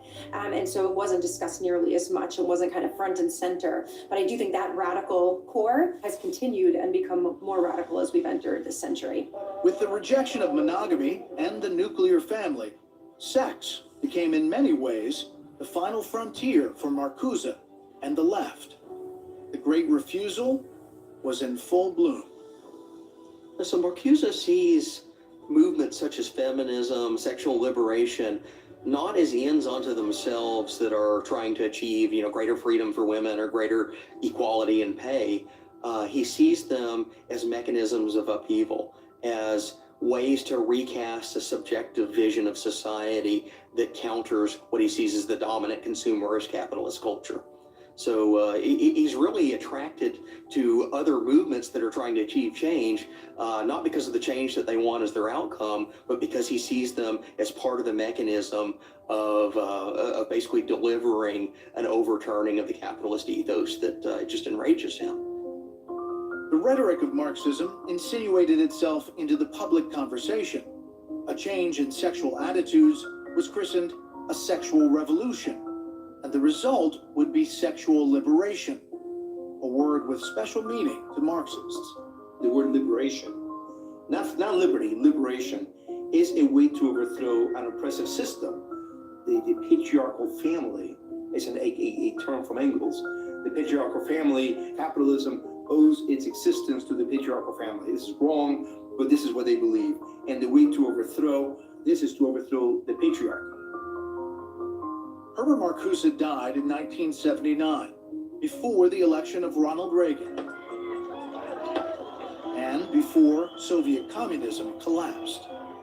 He did, however, plant the seeds of the socialist revival that would germinate within American universities and then spread across society.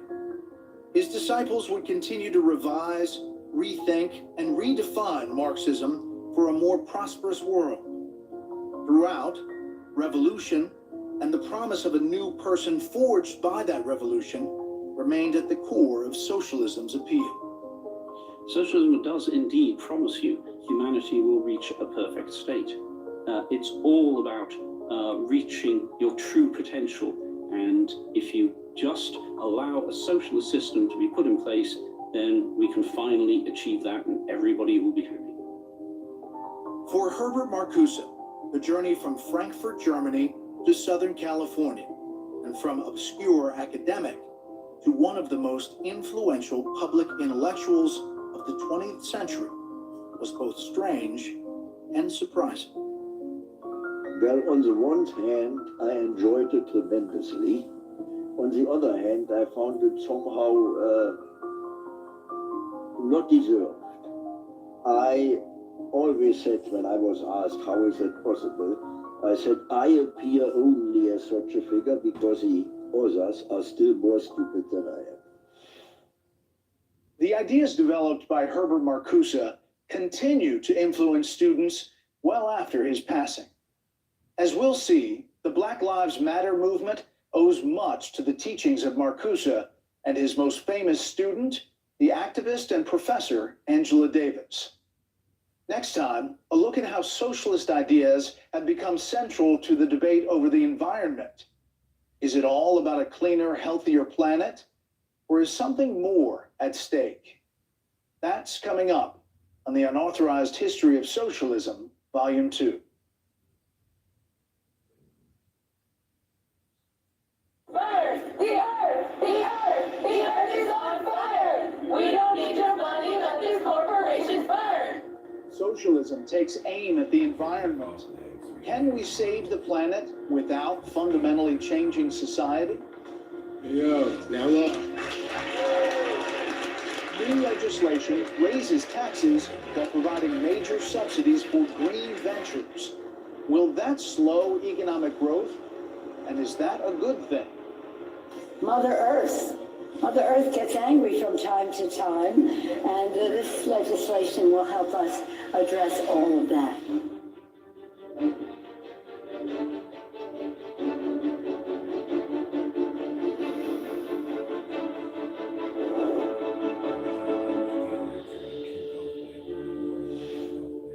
Hello, I'm Brett Baer. Despite all their differences, the free market economist Adam Smith and communist Karl Marx agreed on one big idea. Economic growth is good. But today, even that has come under attack. Over the last 3 decades, free trade and global capitalism have lifted more than 1 billion people out of poverty. But many socialists now argue the price of all that growth to the health of the planet and society at large has been just too high. And as with so many other problems, socialism is ready with a solution: less reliance on the free market, greater regulation, and more government control. In 1850, when Alfred Lord Tennyson described nature as red in tooth and claw, he summed up attitudes toward the natural world that had prevailed for centuries. Nature was seen as wild, capricious, and cruel, and beyond the control of man. Wilderness was all around us. There was lots of it. and the idea of taming nature was both arrogant and quixotic. When we view how people looked at nature in the past, they saw it as a scary place. For example, in the Bible, the word wilderness was used, and the wilderness was not a nice term. It's basically, if you go there, bad things will happen to you. You might be attacked by wolves, you might fall down a crevice. It would be terrible. And so people were actually afraid of nature. It was not a place that people went for recreation and fun. It was scary.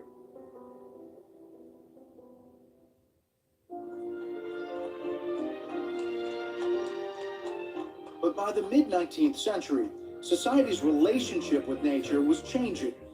Industrialization was altering the landscape, while mechanization was transforming agriculture and commerce. The steamship shrunk the world. The cotton ship modernized the factory. The railroad revolutionized transportation. In Europe and America, an urban middle class was starting to emerge, with an entirely new commodity at their disposal: leisure time. The philosopher Thomas Hobbes had famously described the life of man in his natural state as solitary, poor, nasty, brutish, and short. Progress allowed for a different vision, an idealized world where man lived not against nature, but in nature. In the 19th century, there was the middle class. They basically had the leisure time to go out in nature and have picnics and have their servants carry them about and basically make nature a pleasant place. There were not forests left filled with wolves and that kind of thing. So basically, the kind of nature they were encountering was very different than had been previously encountered by people living in previous centuries. In the arts, these changes ushered in a movement called Romanticism. To painters like Caspar David Friedrich and J.M.W. Turner, and writers like Wordsworth, Keats, and Shelley, nature was not scary at all, but a source of spiritual renewal. And when they set off into the natural world, it was not a journey of exploration, but of personal discovery. In a sense, the Romantics were the first eco-tourists. It's an interesting way to think about the Romantics as the preliminary eco-tourists of the 19th century, as it were. They did think of nature as a place of rejuvenation, and partially because the population had been growing in England quite a bit. The Industrial Revolution had taken off, and you had people, more and more people, crowding into cities to take advantage of the opportunities that the Industrial Revolution provided. And so a certain leisure class found this offensive. They didn't like the press of people in the modern cities like London and Manchester and so forth. So they would go for fresh air and rejuvenation to their country places. And so it was obviously something that only fairly well-off people could do. In 1844, Samuel Morse transmitted the first long-distance message on his newly invented device, the telegraph, over wires hastily strung between the U.S. Capitol and the Baltimore train station. Morse tapped out the question, "What hath God wrought?"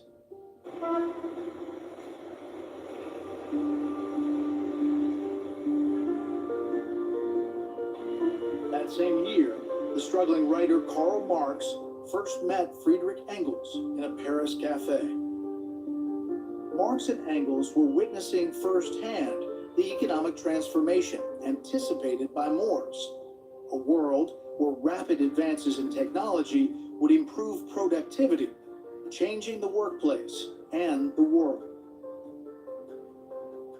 Like the free market economists he would come to critique, Marx believed economic growth was good. Both Adam Smith and Karl Marx were in favor of growth. And what's interesting about it is up until the 18th century, economic growth was not something that most people had encountered. And as a matter of fact, average per capita income in Europe in the year zero was basically $400 per capita. And it had only gotten up to about $1,750 to $800. So most people didn't encounter economic growth. So what you have then are people like Adam Smith and Karl Marx living in an era where you could actually see prosperity slowly but surely accumulating and growing faster than ever before.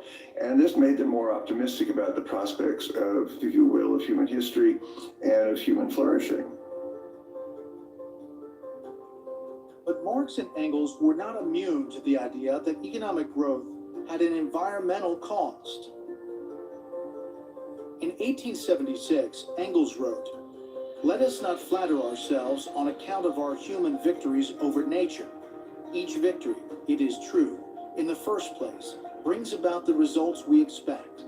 But in the second and third places, it has quite different, unforeseen effects, which only too often cancel the first." When the Italians of the Alps used up the pine forests on the southern slopes, they had no inkling that by doing so, they were cutting at the roots of the dairy industry in their region. They had still less inkling that they were thereby depriving their mountain springs of water for the greater part of the year. Thus, at every step, we are reminded that we by no means rule over nature, but that we belong to nature and exist in its midst.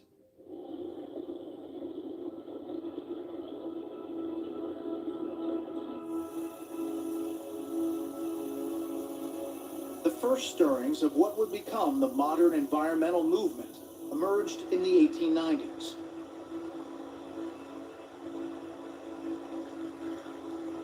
Frederick Jackson Turner had declared the American frontier closed, and progressives sought first to preserve the wilderness that remained. Photographers like Carlton Watkins and later Ansel Adams captured images of what was soon labeled the vanishing West. President Theodore Roosevelt, an avid outdoorsman famous for his love of hunting and camping, called for further protection of dwindling forest land, stating, "We are prone to speak of the resources of this country as inexhaustible. This is not so." John Muir, a Scottish-born naturalist and writer, founded the Sierra Club in 1892 and successfully advocated for what would become today's national park system. John Muir was basically the first person in the United States to think of himself as a conservationist, that what he wanted to do was conserve nature as opposed to use it and set it aside for a place of recreation and rejuvenation for people. In a certain way, he harks back to the Romantics, the British Romantics of the 19th century. And so he founded the Sierra Club for the purpose of preserving, not just conserving, but preserving nature, not using forests for timber, but for places for people to go, again, to restore themselves over time. And he was definitely behind the creation of the first national parks in the world, which of course the first one was Yellowstone.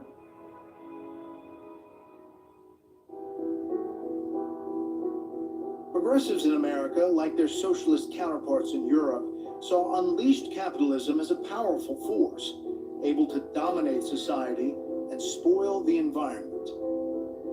Theodore Roosevelt wrote in 1913 that there was once a time in history when the limitation of governmental power meant increasing liberty for the people. In the present day, the limitation of governmental power, of governmental action, means the enslavement of the people by the great corporations. While a portion of nature had to be preserved, the rest needed to be managed. The 19th century, early 20th century progressives, people like Teddy Roosevelt, basically believed that the free markets, if you will, profit-making corporations, were actually a danger to the environment. They also created problems like pollution and poverty and so forth. And so they believed that government should come in and use scientific, technical management to solve the problems. They viewed natural resources like forests and seas and so forth as resources for economic growth, but which had to be managed by enlightened government officials, if you will. of course, being guided by the scientists who would know everything. So the progressives were actually people who believed in economic growth, and they just thought that their theories about how to do it, centralized, top-down, scientific control, would be better than allowing the plundering by profit-making corporations of the forest. But they also were people who believed in growth as well. They're very different from today's progressives. By the 1960s, a richer, more prosperous America began to rethink its relationship with the natural world, and increasingly put environmentalism in a global context. Paul Ehrlich published The Population Bomb in 1968. The book jacket warned, "While you are reading these words, 5 people, mostly children, have died of starvation, and 40 more babies have been born." According to Ehrlich, the consequences of unfettered economic growth were both imminent and terrible for the planet as a whole. Population Bomb was the runaway bestseller, millions and millions of copies sold.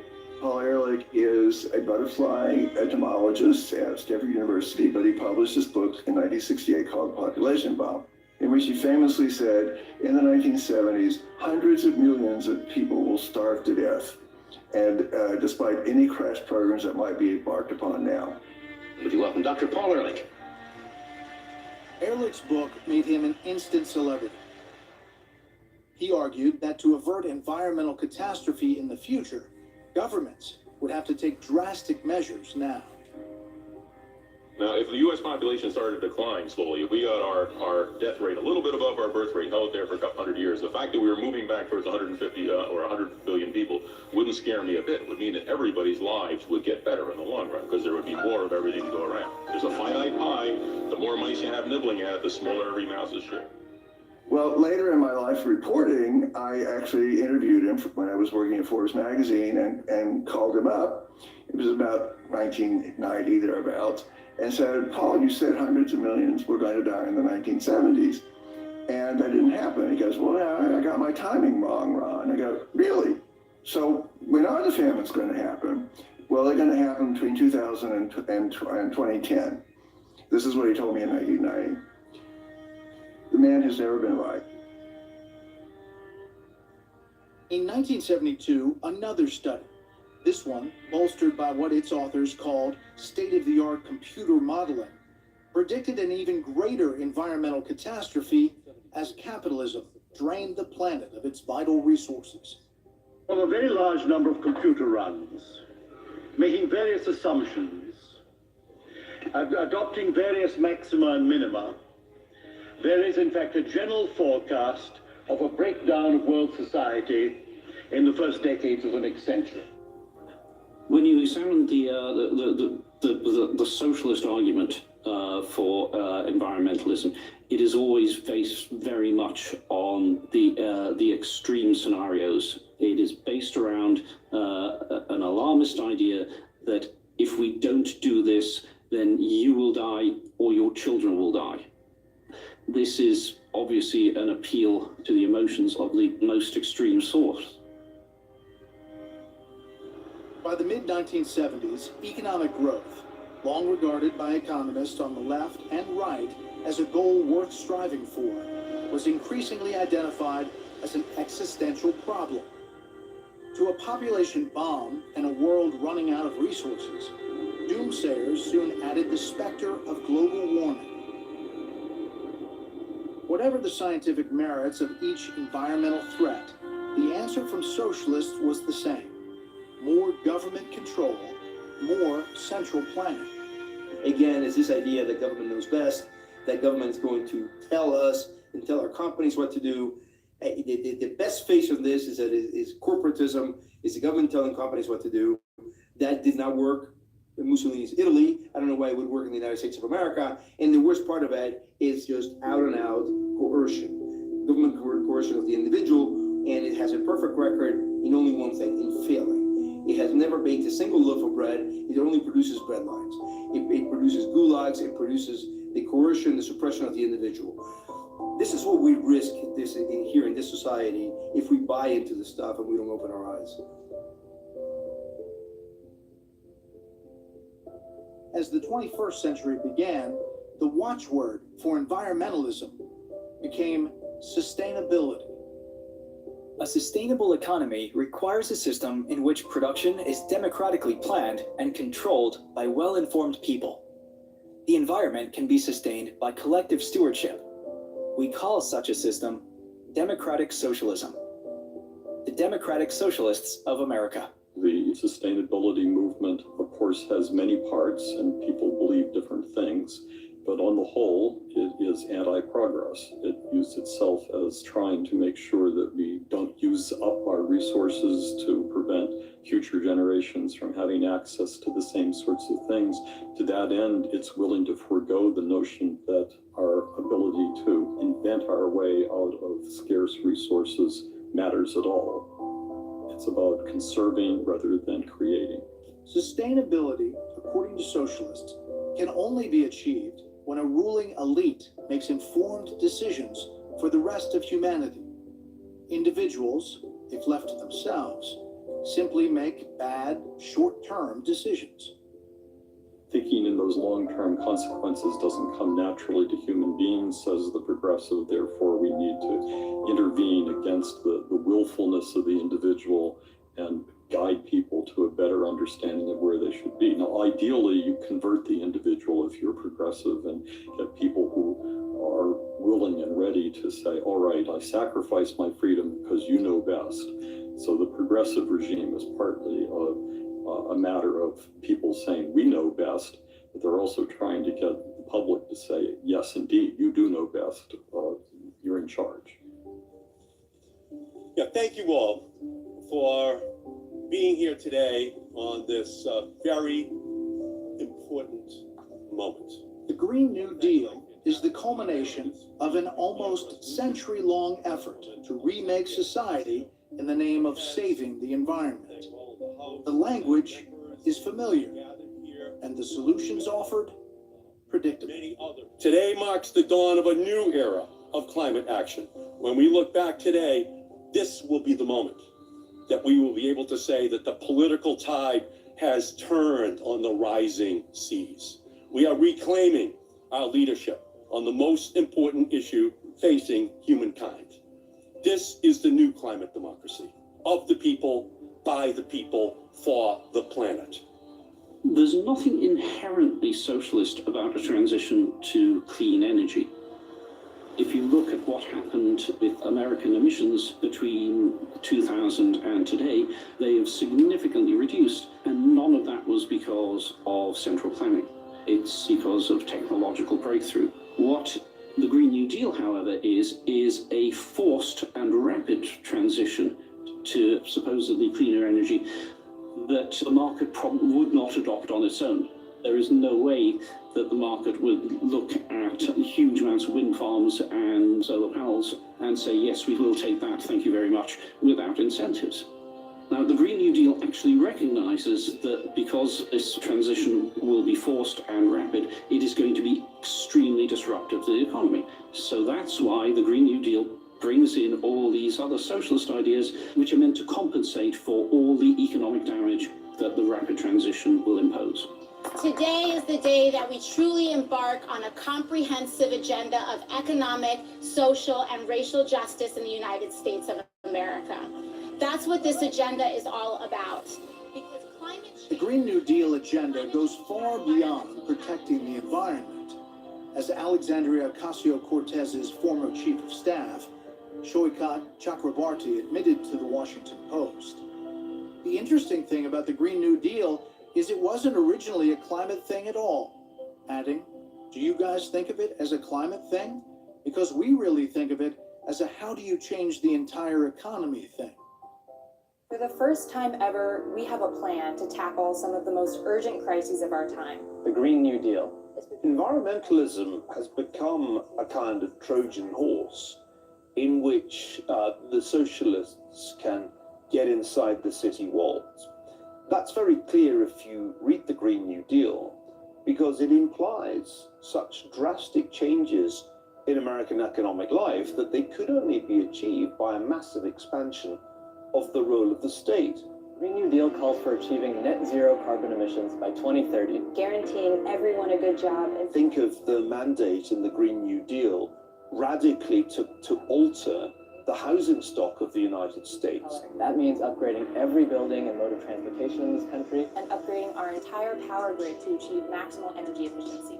The more I read of the Green New Deal, the more I thought it was like some parody of a return to the economics of Stalin's 5-year plans or Mao's Great Leap Forward. It's a call to redefine politics and establish a new social contract for America. In line. So I renamed it in one of my articles, the Green Leap Forward, because it seemed to me a kind of green, eco-friendly version of Mao's disastrous attempt at forced industrialization in China in the 1950s. Marx thought that the contradictions of capitalism, the labor contradictions of capitalism, would lead to its collapse. Modern environmentalists, modern ideological environmentalists believe that the environmental contradictions are going to be what brings about capitalist collapse. Finally, climate change has given us a reason to destroy capitalism. Capitalism is going to collapse, and when it does, that would be great. Some go even further, advocating for what they call degrowth for the world economy.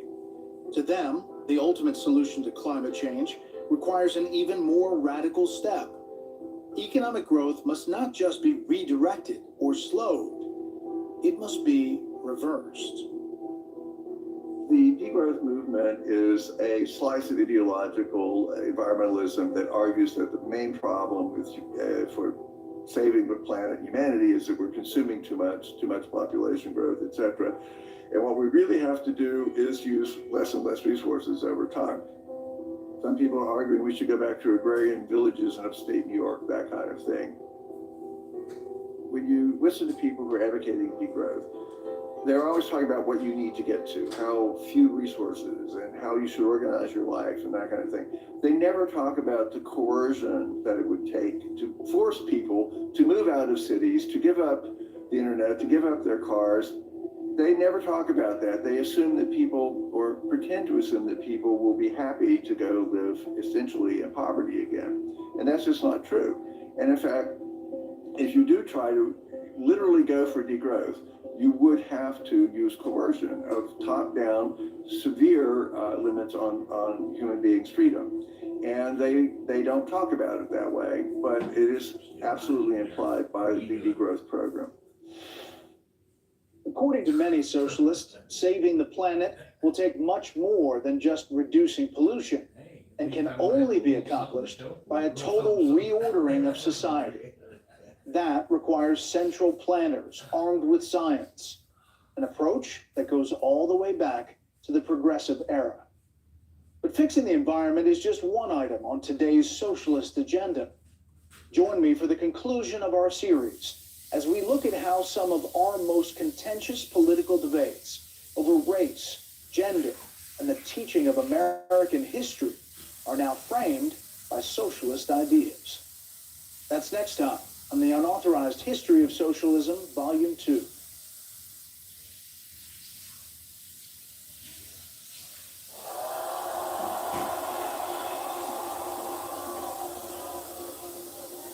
When I look at this huge crowd,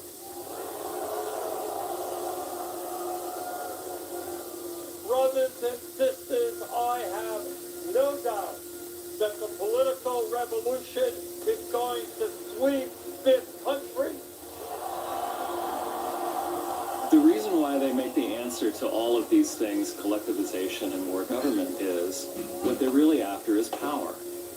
All of this is just a means to an end, and the end is control, power and control. That's what socialism is, and that's what's driving these people.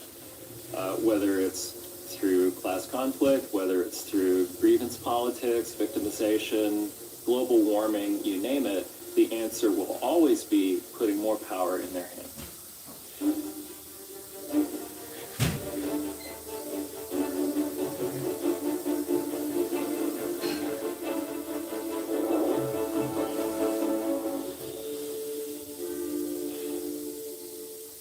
As we've seen, socialists no longer base their arguments solely on the promise to redistribute wealth or provide people with more control over the workplace.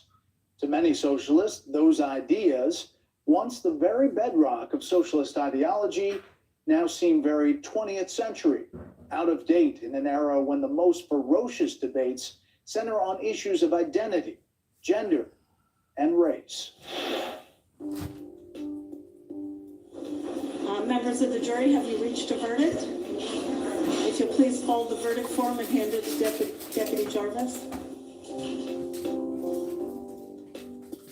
In February of 2012, 17-year-old African-American Trayvon Martin was fatally shot by Hispanic-American George Zimmerman in what Zimmerman called an act of self-defense. More than a year later, the trial drew national attention, and the verdict set off a firestorm of protest. We, the jury, find George Zimmerman not guilty. So say we all. Trayvon Martin was you. Trayvon Martin did matter. In response to the verdict, 3 women came together in 2013 to form the Black Lives Matter Global Network Foundation, a nonprofit organization that by 2020 was raising more than $90 million a year.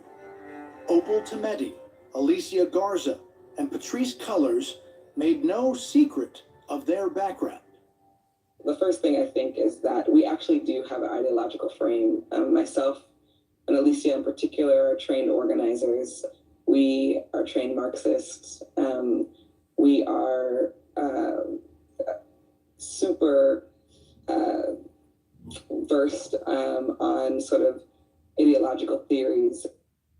In a statement that has since been removed from the Black Lives Matter website, the founders wrote, "We disrupt the Western prescribed nuclear family structure." They also claim, "We do the work required to dismantle cisgender privilege and uplift Black trans folks, especially Black trans women."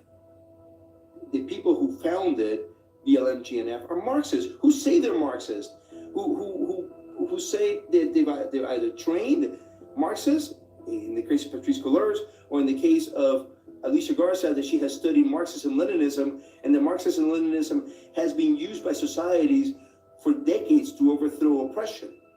They want to dismantle the organizing principle of society. That is a very large and ambitious goal. Do most Americans who put up signs of BLM signs on their lawn know this? No, I don't think so. Please join me in giving a very warm welcome to Melissa Harris-Perry, Patrice Cullors, and Professor Angela Davis. First of all, Angela Davis is the most important intellectual mentor of the Black Lives Matter founders. Angela Davis, for those who many people don't know, is a communist. She runs on the Communist Party ticket twice as vice president. She is given the Lenin Peace Prize by the most repressive regime of the satellite regimes, East Germany. She is a Black Panther, and she's very active today. She goes to universities, fills up auditoriums, gets up and says, "I'm a communist, I've always been a communist," and the students rise up and give her a standing ovation because they have no idea what communism means. We really need a revolution. We really need a revolution. We need a revolution. And I don't have to tell you that. No. So we have a direct connection, actually, between Marcuse, Angela Davis, and Black Lives Matter. Please help me welcome the one and only Nicole Hannah-Jones. To mark the 400th anniversary of the arrival of the first African slaves on America's shores, the New York Times launched the 1619 Project under the direction of journalist Nicole Hannah-Jones. According to the Times, the project's purpose is to reframe the country's history, understanding 1619 as our true founding and placing the consequences of slavery and the contribution of Black Americans at the very center of the story we tell about who we are. What if I told you that the year 1619 is as important to the American story as the year 1776? What What if I told you that America is a country born of both an idea and a lie? The 1619 Project is an attempt to rewrite the American narrative, to put slavery at the center of it, saying it's the most important thing in American history, slavery and then what followed from it, and do away with any other of the inspiring parts of the American narrative that people might want to look at. We would not be the United States were it not for slavery. The 1619 Project's purpose is to do what socialists have been doing for a long time, and that is to throw doubt upon this nation, its principles, its founding, and to question its purpose. When the country's founding documents were written by enslavers, they were false. I think the 1619 Project is very damaging, but I also think it's come under a lot of pushback. I mean, anti-narrative, not to mention things like faith and freedom, economic opportunity, technological innovation, immigration. There are many aspects to the American story, and it's a great story. We can't just focus in on one very bad thing and say, that's it for everybody and we're guilty forever. Providing the framework for both the 1619 Project and Black Lives Matter is an approach to history called critical race theory, or CRT, an adaptation of critical theory, which was developed more than a half-century ago by the Marxist scholars of the Frankfurt School. We don't even have to know how we've learned to think about Black people as more criminal, as more scary, or in the case of trans kids, as more muscular, and so will automatically be frightening to these little white girls. We don't even have to know how we learned that. It is embedded in our culture. Well, critical race theory just applies the ideas of critical theory to the problem of racism in America. So it says the problem of racism isn't just one individual's reaction to another individual. It's not just individual bigotry. It's because the system that was set up, America itself, is founded on things that either facilitate or entail racism. The American Revolution and the American founding itself are all about slavery and therefore all about racism. If you want to get rid of racism in America, it's not good enough to just say that everybody should be nicer to each other. You have to dismantle the American civilization itself.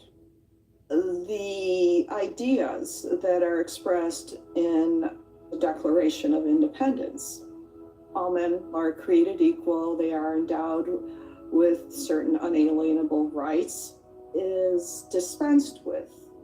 Critical race theory replaces that idea of individual rights with group rights. So this notion of equality is dispensed with. When statues are attacked, when a statue of Thomas Jefferson is torn down, what is being knocked down are these ideals that he has come to express of having our rights come not from the government, but from the Creator, and that we should be treated equally under the eyes of the law. What replaces that is this notion that the government must guarantee equal outcomes. Our rights do not come from a creator, they come from the government. And this notion of equality, individual equality, individual rights, equal justice under the law, is considered to be a farce. The New York Times has been criticized for lending its weight to the 1619 Project. Historians lined up to condemn what they see as factual errors, as well as what they see as the project's misinterpretation of key events and false portrayal of historic figures. When you have an ideological movement like critical race theory that's starting with a political presupposition of socialism is desirable, what they're doing is they're inverting the evidentiary process of doing history, because they've already said, here's the answer of what we want politically. Let's look back to the past and try to bend it and manipulate it around to fit that. The 1619 Project is absolutely guilty of that. They've started with a modern day political agenda, and rather than seeking out evidence, rather than trying to encompass a broad array of documents, testimonials, historical perspectives, what they do is they start cherry picking bits and pieces of evidence that only align with a desired political narrative. Those are hallmarks of bad history, and they're hallmarks of ideological history. The 1619 Project is also an educational initiative. According to the New York Times, more than 4,000 school districts have adopted its materials. Parents across the country are pushing back, saying they don't want critical race theory taught in their children's classrooms. It is part of a larger debate over who decides what gets taught in American public schools. I don't really understand this idea that parents should decide what's being taught. I'm not a professional educator. I don't have a degree in social studies or science. We send our children to school because we want them to be taught by people who have an expertise in the subject area. Yeah, socialism is popular today. It's because people are not taught about the true history of socialism. This is why we send our children to school and don't homeschool, because these are the professional educators who have the expertise to teach social studies, to teach history, to teach science, to teach literature. Every time a survey is done of young people, a larger percentage of them believe that socialism or even communism is better than our form of government. We're here today because we believe in education, not indoctrination. More than 40 states have moved to limit the teaching of critical race theory in public schools. Texas has banned teachers from using the 1619 Project in the classroom. And in Florida, the campaign against CRT goes beyond education. But we also understand the bill that we're signing is called the Stop Woke Act. And the reason what it stands for, woke, is Stop Wrongs Against Our Kids and Employees Act. Because unfortunately, you've seen employees, mostly working for major Fortune 500 companies, that get subjected to this same type of ideology in the guise of workforce training.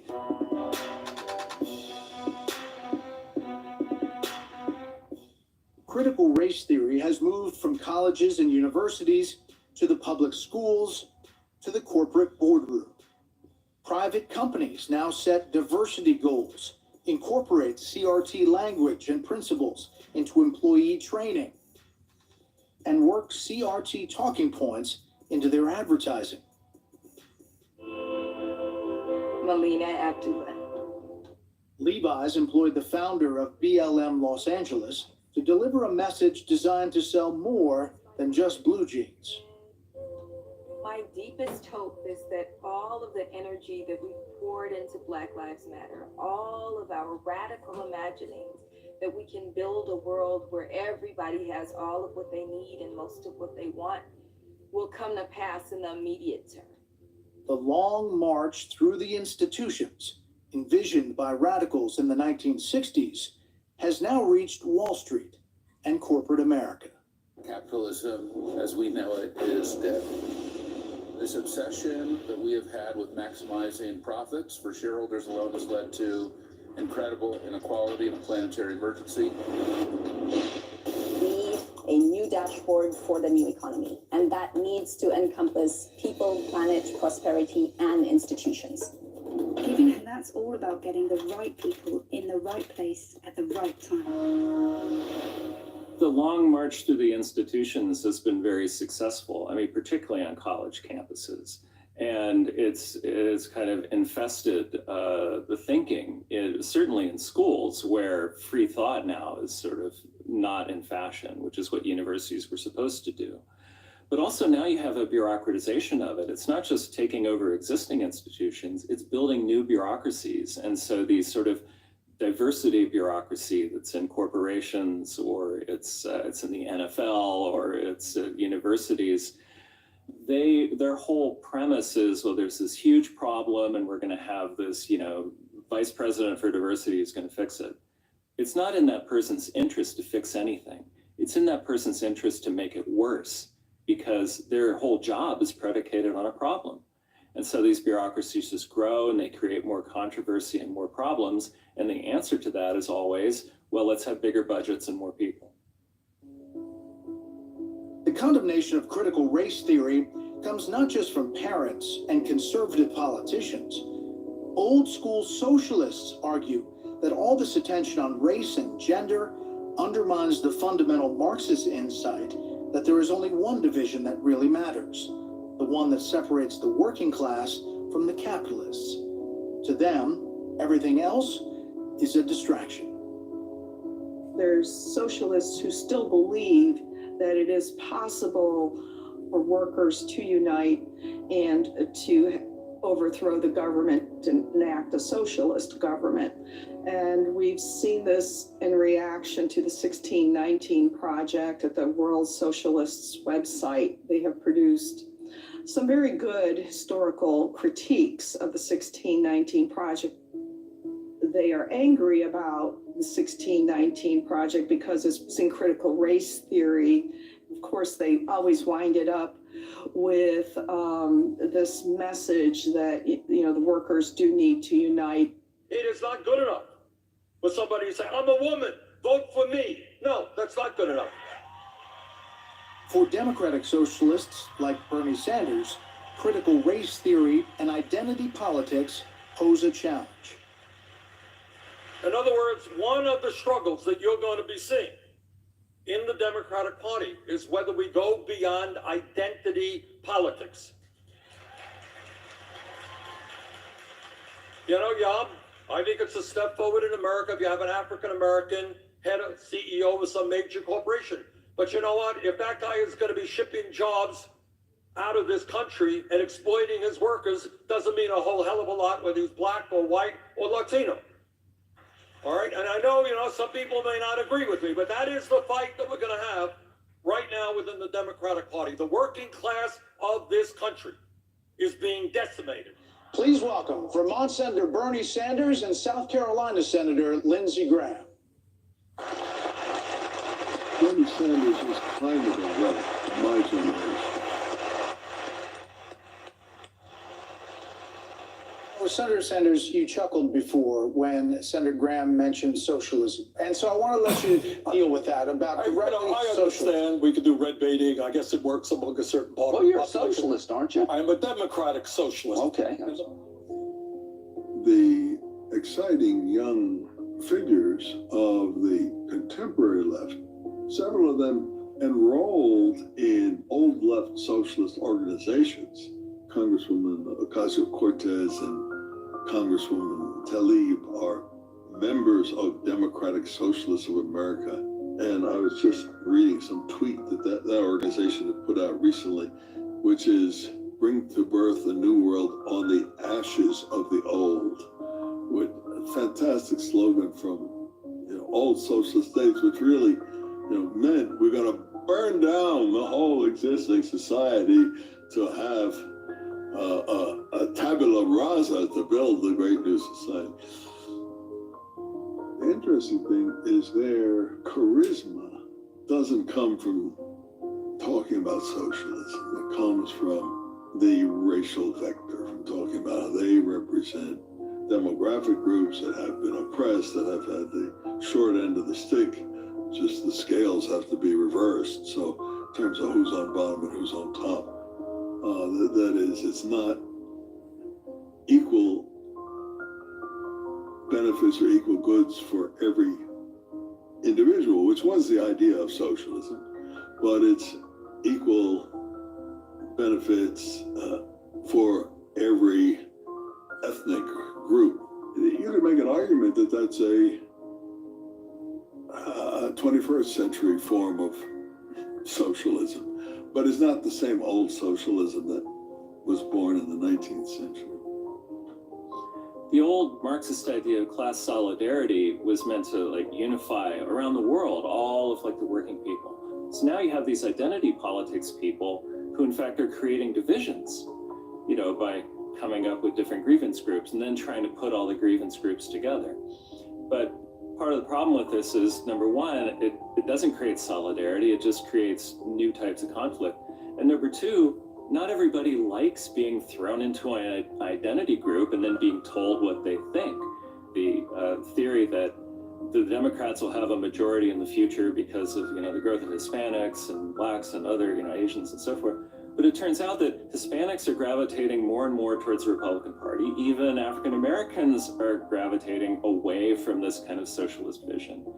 And so suddenly the collectivists have no idea what to do because their identity model is fundamentally flawed.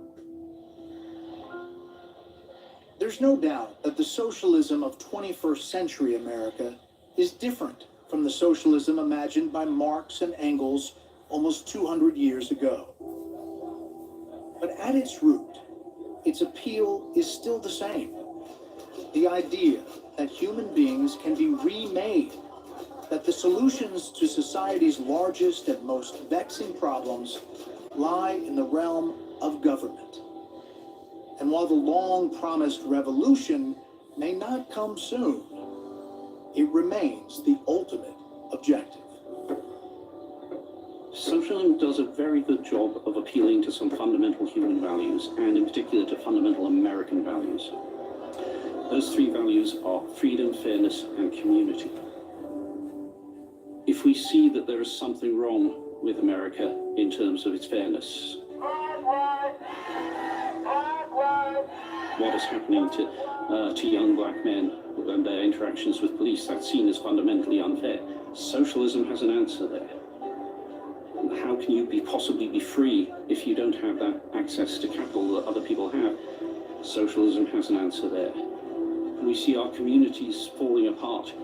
Again, socialism has an answer there, and therefore it does a very good job of speaking to fundamental American values, and that's why it's always going to be there. As long as we have those problems, it has some easy answers. I think in some respects, the collectivist socialist impulse is winning. Certainly, it's insinuated itself into the media, into universities, into government, even into corporate boardrooms. But I don't think in the long run they will win because it's essentially an anti-human, anti-individual, anti-American agenda. And that the American people, you know, in their multitudes, they don't want a lot of this. And when people properly understand the degree of social control that these other people want over their lives, they'll just say no. In 1949, a group of intellectuals published a collection of essays titled The God That Failed. In it, each author detailed how the promise of a socialist heaven on earth led only to economic disaster and political tyranny. Socialism, in practice, has not improved its record since. Despite its failure in the real world, the promise of socialism continues to attract new adherents, in part because its proponents persist in adapting it to our ever-changing world. It seems that whatever the problem, socialism is there with an easy answer. Whether Americans are willing to pay the price for those solutions, measured in both personal wealth and individual freedom, remains to be seen. Thanks for watching. If you haven't seen my other history series, you can check out The Unauthorized History of Socialism, Part 1, as well as other unauthorized histories on other topics, right here on Fox Nation. And keep watching for more unauthorized histories as we continue to look at America's story in new and different ways. Thanks for joining us. Until next time, I'm Brett Baer.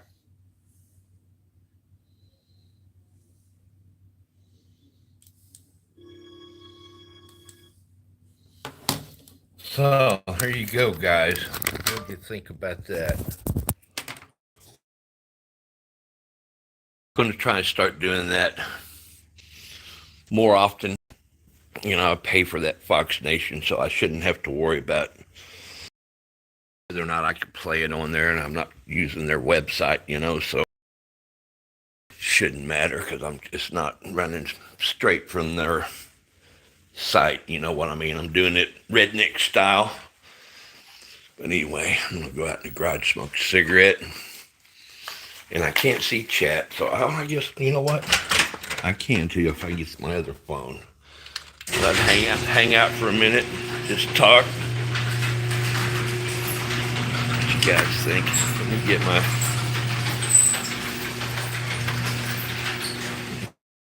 my other phone.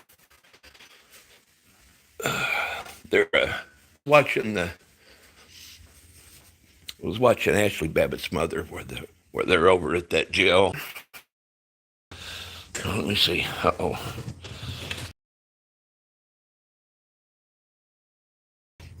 I'm not sure if it's still alive or not. Oh, okay, I see Beth. Yeah, it was pretty good. It was pretty good. You know, it was pretty good. You know, I probably won't do 2,000 Mules. Most people have already seen that. But there's some other documentaries that we can do. Like I said, if YouTube takes us down, they take us down. No big deal. I ain't going to worry about it. We all got to get away from YouTube anyway. You think it's a good idea? Hey, Bill the Baker. Here, Bill, look here. Watch this. Watch this. Well, let me see. Look at there. Oh, boom. All right. So, oh, you seen 2,000 Mules? Yeah, I think everybody's already seen that. But there's some other ones that people haven't seen. They need to see. A lot of stuff. I want to put some of the stuff by Ron Johnson on there. The Kool-Aid 19 second opinion thing, but it's about 5.5 hours. I'm gonna have to do it like twice or something. I don't know. I just want to put, there's so many people that are not able to see that stuff. I don't know if I can put Tucker Carlson. I pay for it, so I should be able to put his Fox Nation stuff on there. I would think, you know. But anyway, I'm going to see if I can figure out how to end this. I'm just still learning how to live stream this stuff, guys. So if I hang up on you, you'll know what happened. If I do, I'm over at my Discord. Okay, I'm going to hit this red button and see what happens. Nothing. What does this do? No, I don't want to turn. Oh. Okay. Mute microphone. Nope, don't want to do that. God, see what I mean? I don't even know how to end a freaking stream, guys. How goofy is that? Man. All right. Let's see. I bet this might do it. If it does, see you later. I'll be over in my Discord. Yes. Am I sure I want to stop streaming? Yeah. All right. See you guys in Discord or somewhere.